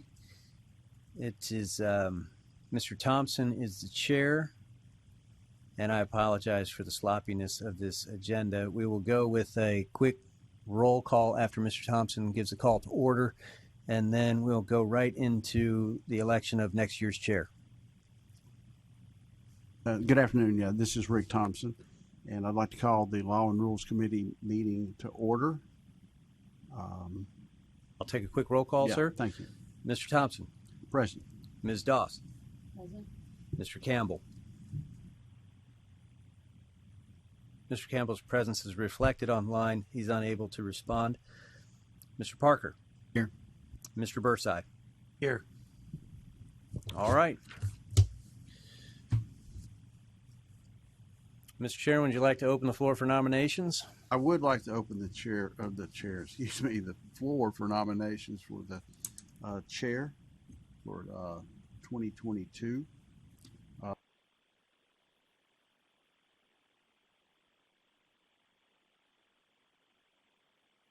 I would offer one if the chair can do that. I believe the chair can make a nomination. I was thinking that maybe Mr. Campbell might be a good candidate for the chair of the Law and Rules Committee. I think we'll need Mr. Campbell to respond if he is able.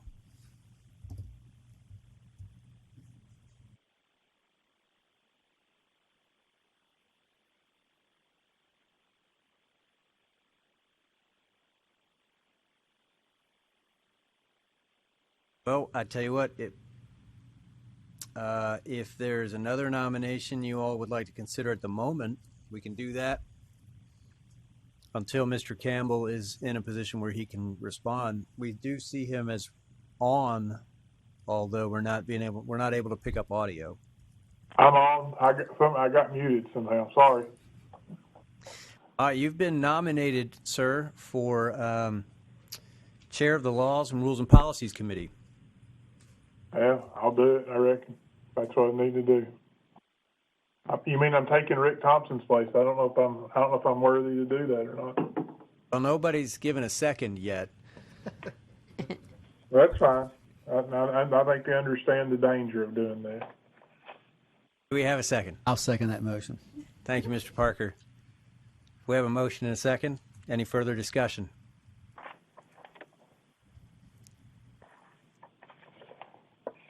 All right, voice votes required.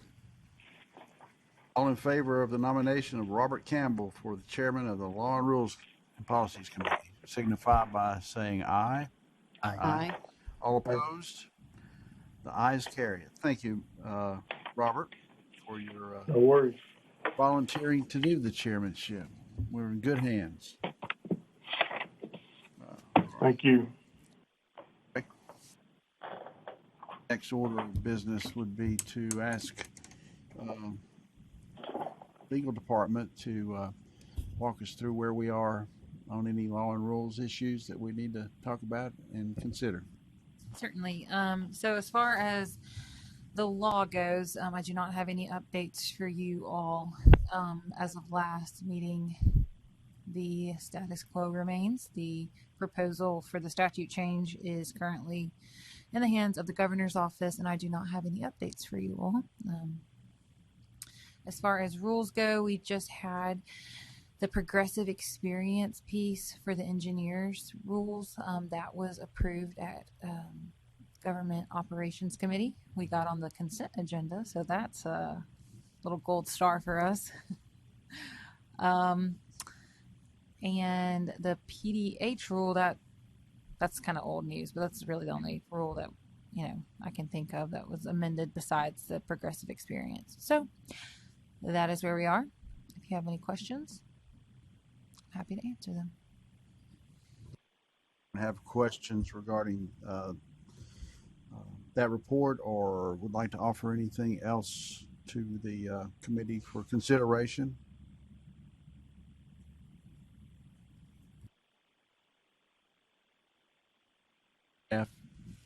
I would just like to say congrats to Maria and her team for getting it on the consent calendar. Thank you, Maria. That's a first for us. I've been with the board. Yeah, congratulations. Congratulations. Thank you for your hard work. I think it's those opportunities that you represent us at the different conventions and meetings that's giving you that upper hand, right? So yeah, congratulations. Appreciate that. Blair, anyone else have any business? This is a pretty short meeting today. I don't think we've already talked about the definitions and that kind of thing. So that's moving on down the path. So we'll talk about that next time. And as we have updates to give on anything that's pending, we'll do that promptly, but likely won't know or have anything really to hand out until sometime early next year once the legislative session gets into swing. Right. something may happen before then. In December, we can talk about it at that time if it's something. Maybe it's something exciting as well. So, okay. Any other business?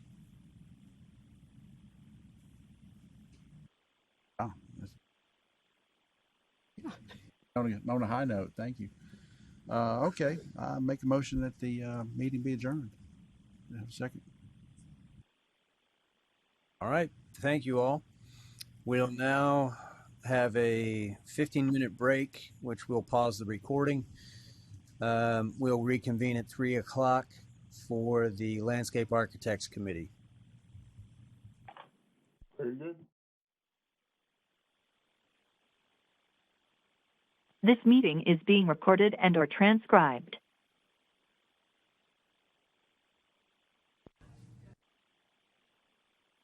All right, welcome back. It is 3 o'clock and we're going to start the Landscape Architects Committee meeting. Mr. Parker, if you would call us to order, I will take a quick roll call and then we'll move right into the election portion. Thank you. Let's call this meeting to order. Okay. Mr. Parker. Here. Mr. Campbell. Here. Mr. Wagster. Here. All present and accounted for, sir. Thank you. Awesome. Thank you. We can entertain a nomination for chairman. I nominate Blair Parker since he's the only landscape architect. This is a technicality, isn't it? I second that motion. For the record. All right, we have a motion and a second. Any further conversation? Voice vote is required. Those in favor? Aye. Aye. Congratulations, Mr. Chairman. Thank you. Thank All you right. very much. Okay, you have an agenda before you, and I have some additional notes that I have prepared. So what I'm going to do, I'm actually going to go down the notes I prepared, and those who are online watching, and you'll get to hear all of this. But let's start out with our Attorney Maria Bush regarding our proposed statute changes.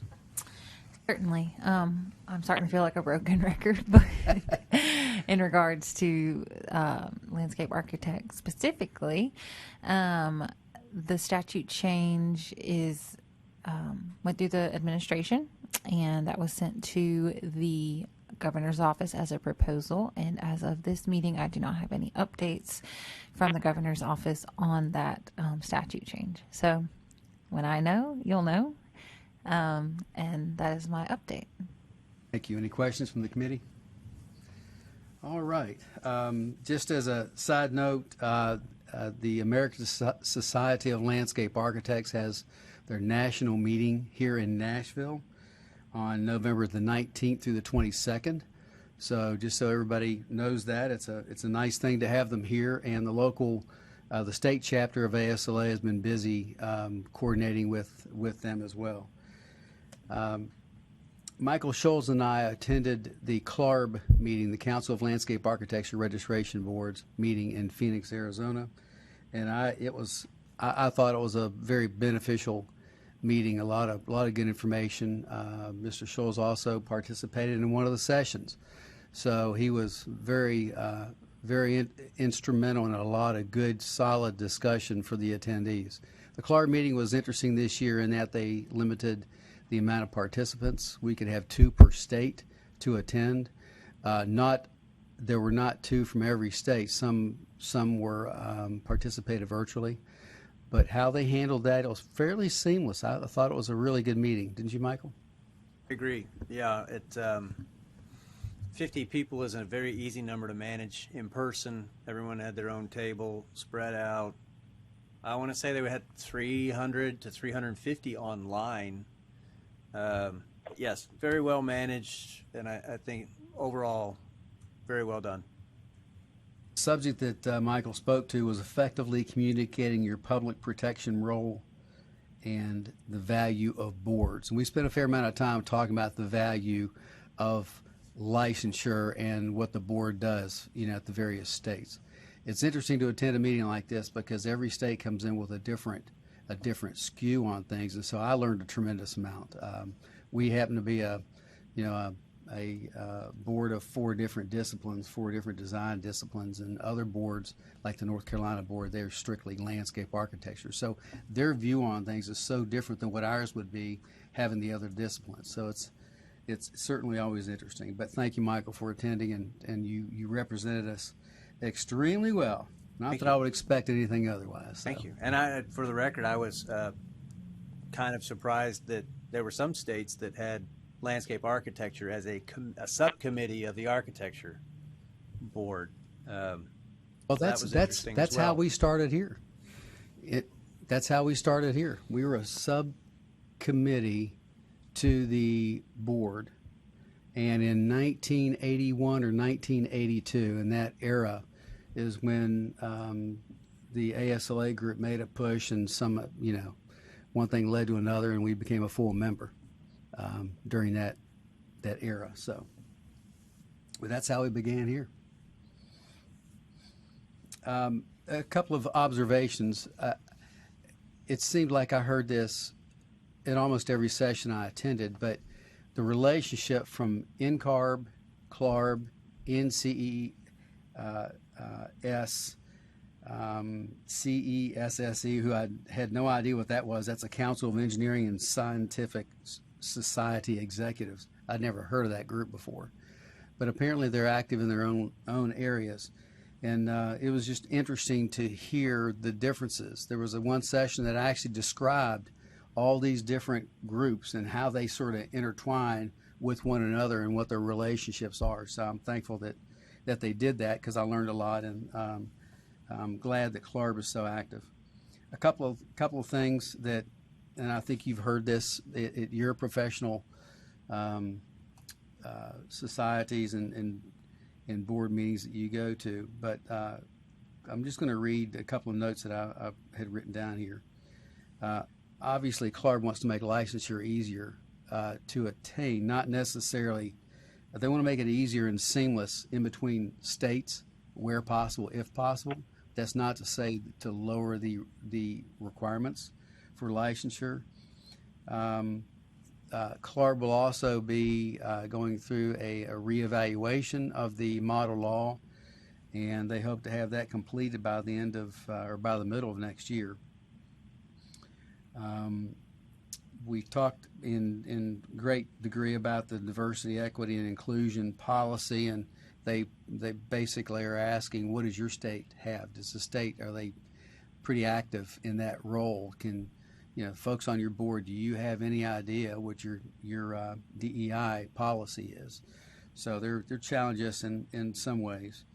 They want to make sure that the public member is however the positions are handled on the board, that the public member is active in that because of the great benefit that comes from the public member.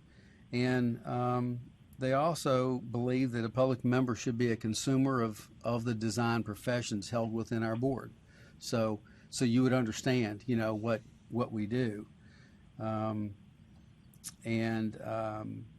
We worked in a little breakout session to create an elevator speech. So CLARB believes that every licensed profession needs an elevator speech that can be understood by the general public, and then maybe one that maybe is a little more sophisticated when you get into a higher area. But we actually worked on that, and the group of us, which was MBEs and members, also MBE members, we created something in 30 minutes time, and it really was pretty good. So it's one of those kind of elevator speeches that I could use. It's why it's important to have licensure, and it can be used by others as well. So that's all I have regarding the CLARB meeting. It was very beneficial. With regard to landscape architecture, and we know that we are in process of defining our profession, and we have a definitions committee tomorrow afternoon. The landscape architect, our committee created a definition several months ago. It has not changed since then. And I do have more information for the Definitions Committee to look at if they so choose. But right now, we're ready to go into the Definitions Committee tomorrow with a definition of landscape architecture. And then we'll be comparing, looking at the engineering and interior design and architecture definitions as well. So that's all I have regarding landscape architecture. Is any other items?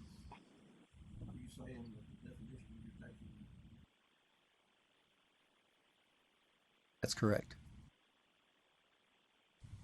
Mr. Waxter, your microphone did not activate for that. Sorry. You say that, that what you're presenting to the landscape committee tomorrow is the same as what you've presented in the past. Yes, that's correct. Okay.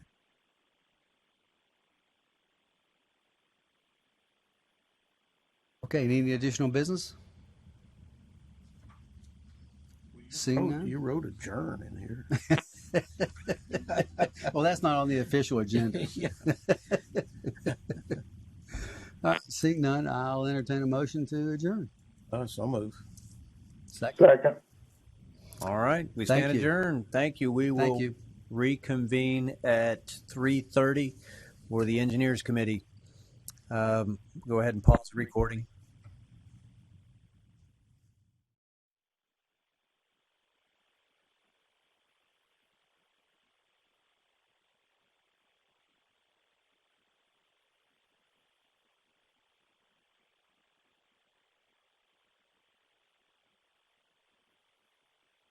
This meeting is being recorded and or transcribed.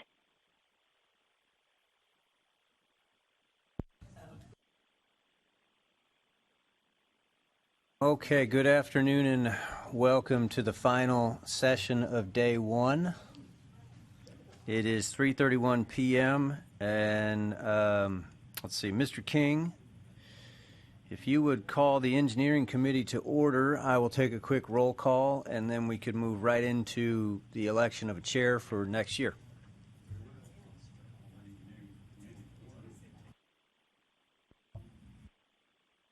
I'll call the engineering committee to order since I unmuted my microphone.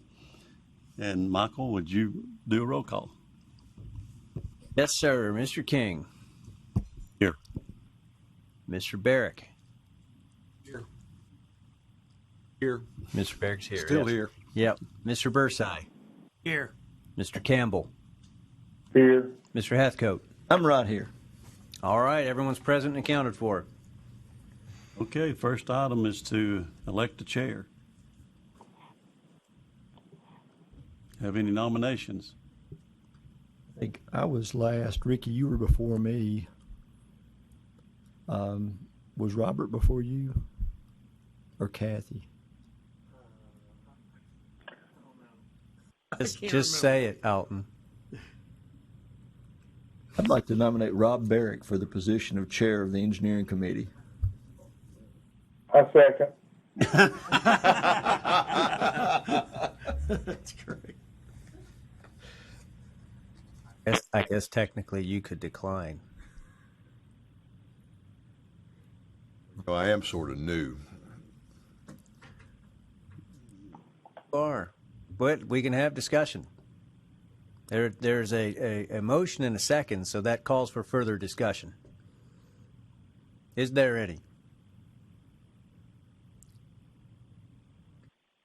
I have nothing else to say except I'm sort of new. Well, you got to accept or decline, Hoss. Yeah, you could say, I don't want to do it, or I'm happy to do it. You all will put up with me. I'm happy to do it. Call for vote. There we go. All right. A voice vote is in order here, so all in favor? Aye. Aye. Sounds unanimous. Congratulations, sir. You'll start next meeting. Oh, I was gonna turn it over to him right now. I don't know. You got to walk them into these things, Okay. Mr. King. Okay. Next item is applications and audits. Wanda's shaking her head. Miraculously, for Wanda's last meeting, there are no reviews to be had. They'll all show up somehow in December, I bet. Okay.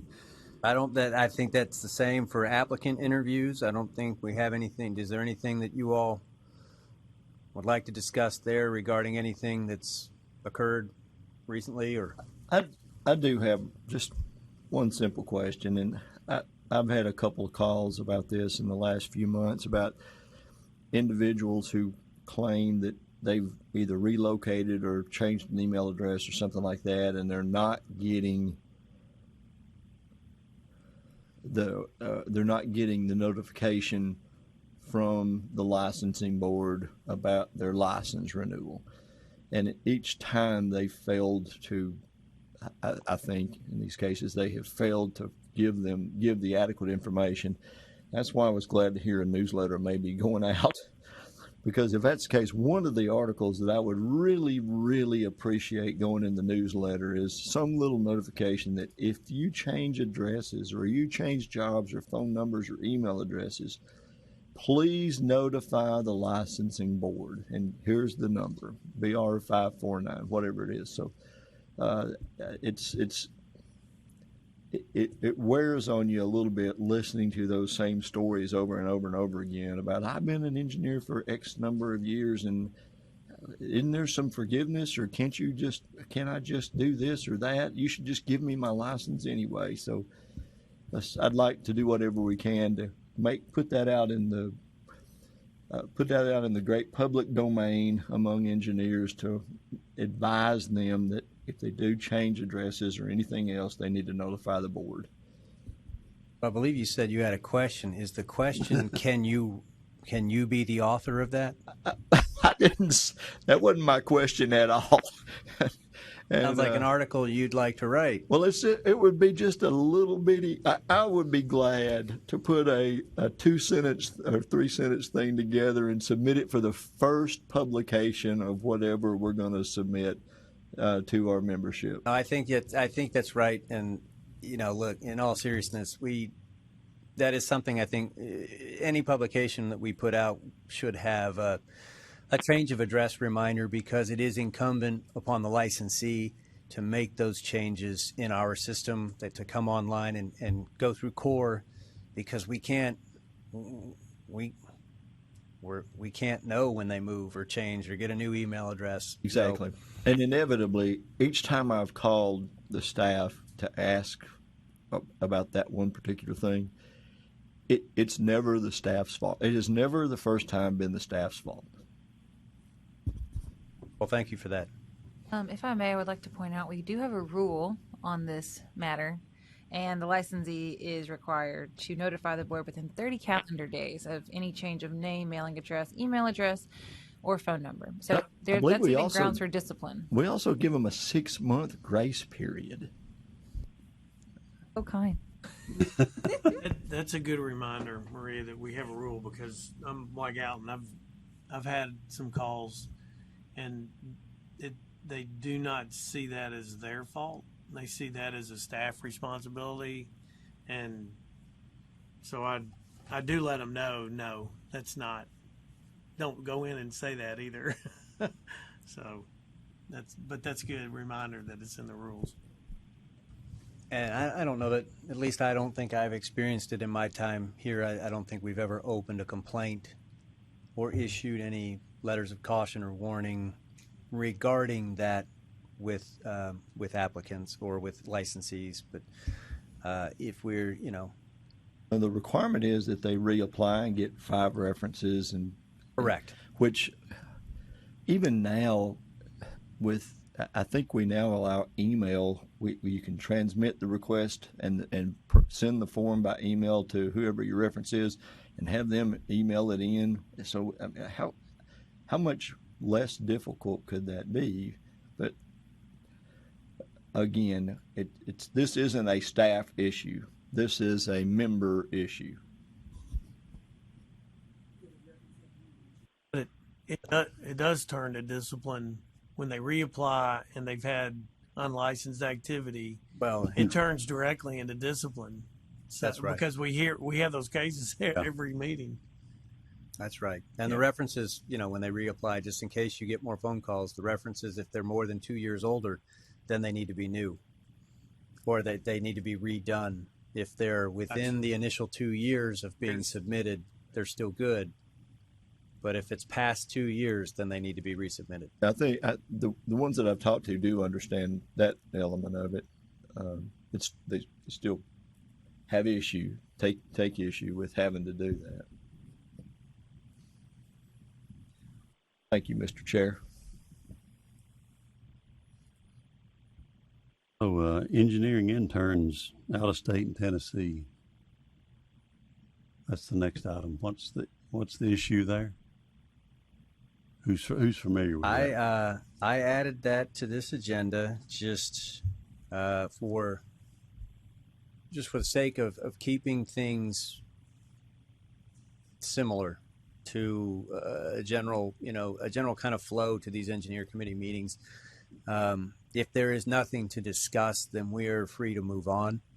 But in the event that anything came up or arose within the last week and a half since this was posted publicly, then this would cover us in that event. So in some cases, there may not be anything to talk about, but it's nice to have that coverage in case something arises within that time period from notification to the public to the day of the meeting. So I don't have anything for you, about engineering interns as well. And then I think Maria's been pretty adamant on her stance on potential laws and rule changes in terms of what she can and can't say. So if you have any questions, fire away. Hey, Maria, what do you think the outcome's going to be? I withdraw the question. As you all know, I just like to say I worked really hard on this with you guys, and I put a lot of my time and energy into it. So we're all on the same team here. I'm not withholding information from you that, willfully and maliciously. Also, I mean, this is kind of related, not really. It's not a statute thing, but it is a rule. I think you all were sent the progressive experience rule that was changed. So Rob, I just reviewed the minutes from last meeting, but you had requested a copy of that. So, not that we have to discuss it, but it was previously a policy that the board was referencing in evaluating progressive experience. And now we made it a rule so that it's more readily available, and defined for those people seeking, their engineer's license.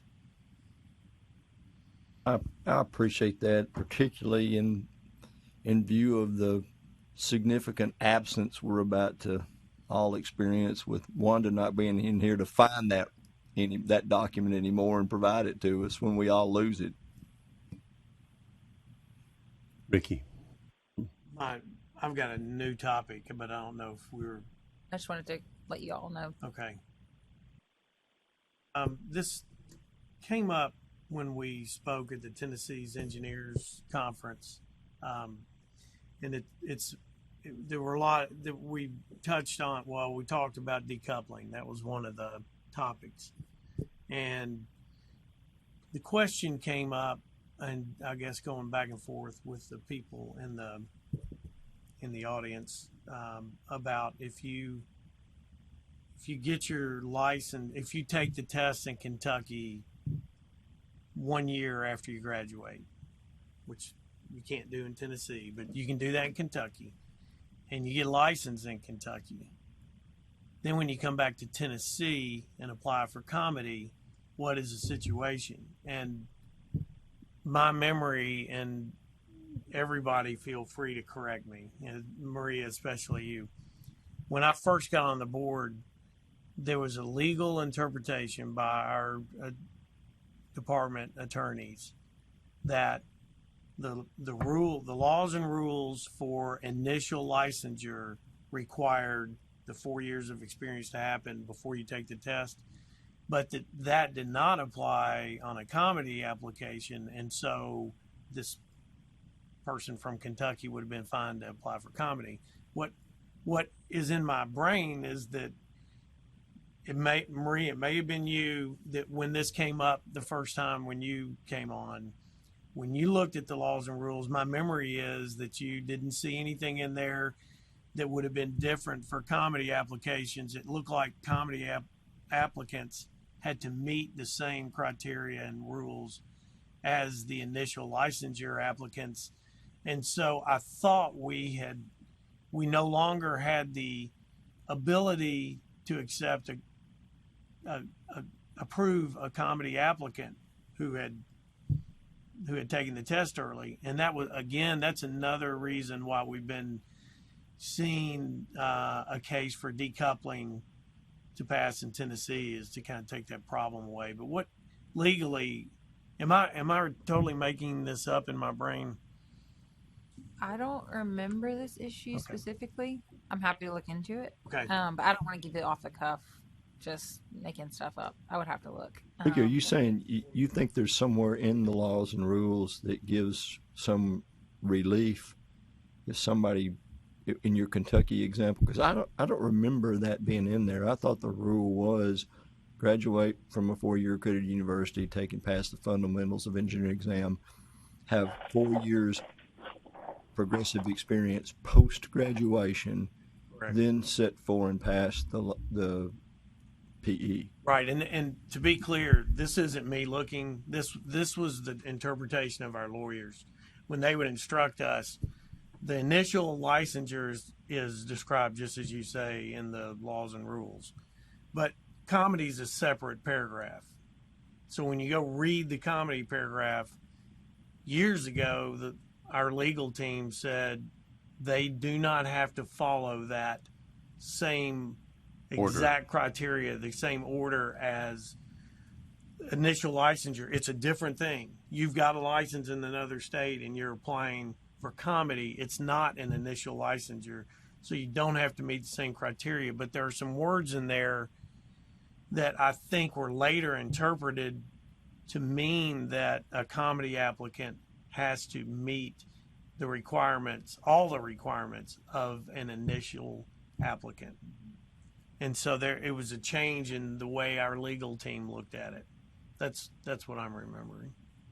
From what I remember, like a lot of people in Tennessee went to Kentucky to take the exam before they had the experience.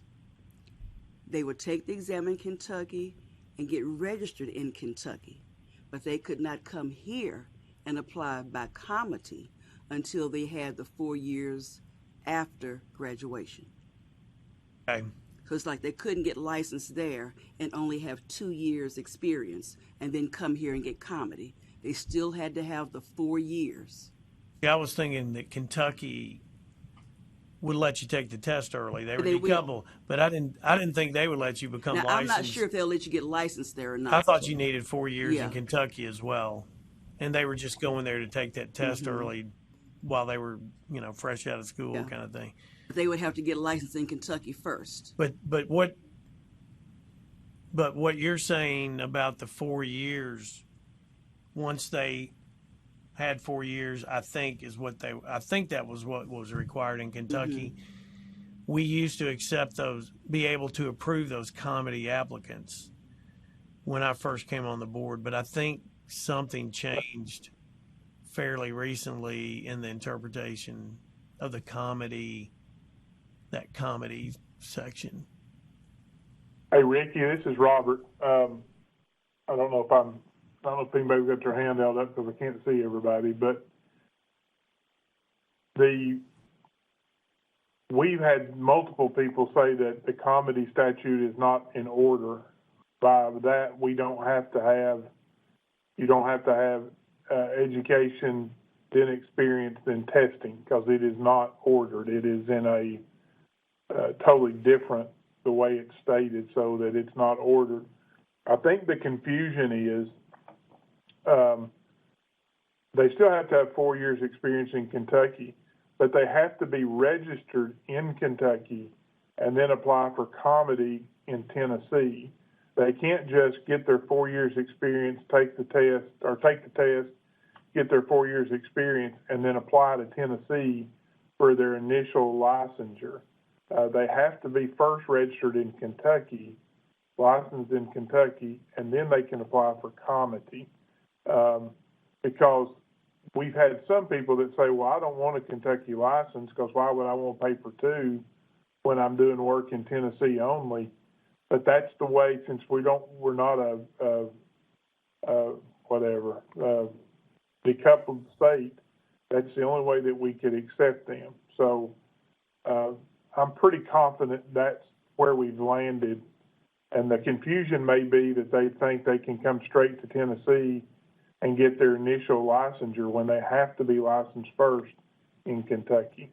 Yeah, I think that's been clear because the language on initial licensure in our laws and rules is so clear. So the question I've got is, so do you think we have been approving the comity applicants who took the test earlier than 4 years of experience? Do you think we've been approving those in the last couple of years? No, sir, because I think Kentucky, you have to have 4 years in Kentucky as well. I don't think there's statute. No. I mean, if say you've got somebody who's got a Kentucky license, they've been working 8 years, they've got 8 years of experience. If they apply for comity to Tennessee, and we look at their records and they took the PE test 2 years out of college, do you think we have been approving those? I know we used to. 10 years ago we used to. Do you think we have been approving those in the last 2 years? Yes, because the experience doesn't have to be in the same order as the initial licensure. Okay, well that's my question. I would assume everybody else has been. And I think this the reason I brought it up today is because we don't actually have a case that we're talking about. so there's. I just wanted us to get together. Or maybe it's just me who felt like we changed that view, and if we didn't, that's fine. That's why I'm bringing it up. Yeah, Mr. Campbell's right. The order doesn't matter with comity as long as they have it, but the order doesn't matter. You still need to look at that, Maria? Or do you understand what we're asking? Partially. I just have, yeah. I think I get it for the most part, the issue, but I think it'll also be kind of a case by case. Well, I mean, it comes up. It's going to come up, and it does come up often that it's very clear when people who are making their initial application for licensure, we can't approve their application if they took the test before their 4 years. That's clear with initial application for licensure. But once they have their 4 years. Well, once they have their 4 years, they cannot take the PE test until they've had 4 years of progressive experience. So our initial licensure has this distinct order written in the rules. You shall get your degree, you'll pass EFE, so you'll have 4 years, and then you can apply to take the PE test. But comity doesn't have that same language, and so when people apply for comity, and at this point, they're fully licensed. And they're fully licensed, yes. They're fully licensed in other states. Yep. It could, whether it's Kentucky or wherever.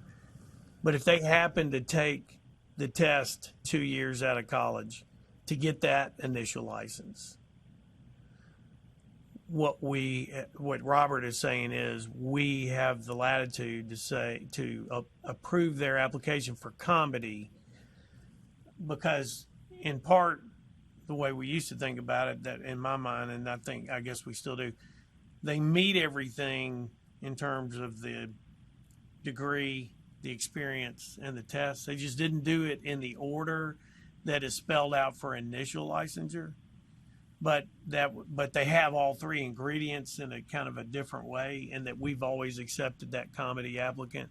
And if that is, I just wanted us together on that.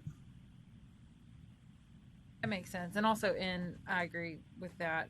But in the statute too, the issuance of a certificate comity is full discretion of the boards that the applicant has a qualification.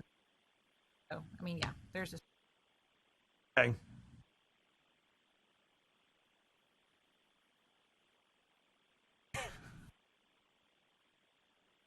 Anything else relating to potential law, rule, policy changes?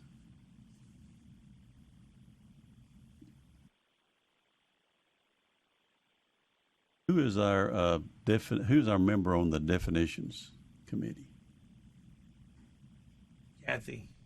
I hope not. Just kidding. I'm kidding. Rob raised his hand. Rob is okay. Definitely, that's Mr. Barrick. Mr. Barrick, you actually, I think you feel.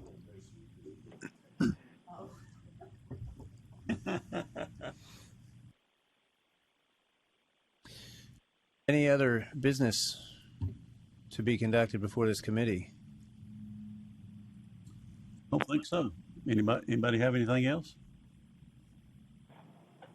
This is going to be one of our shorter meetings. Well, before we adjourn, I'd like to say thank you to Casey Anderson, who is here today. I know many of us had the opportunity to go to the state conference that was held down in Franklin, and frankly, it was a fantastic event, I thought, and I really learned a lot, and I am thankful for the opportunity to have you all stand in the spotlight and highlight what we're doing here to your peers. So thank you, Casey, for the organization.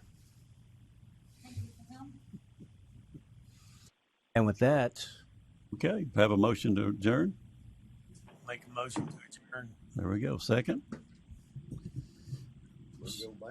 All right, So, we're adjourned. Right. Y'all have a good time the rest of the way. We'll see you.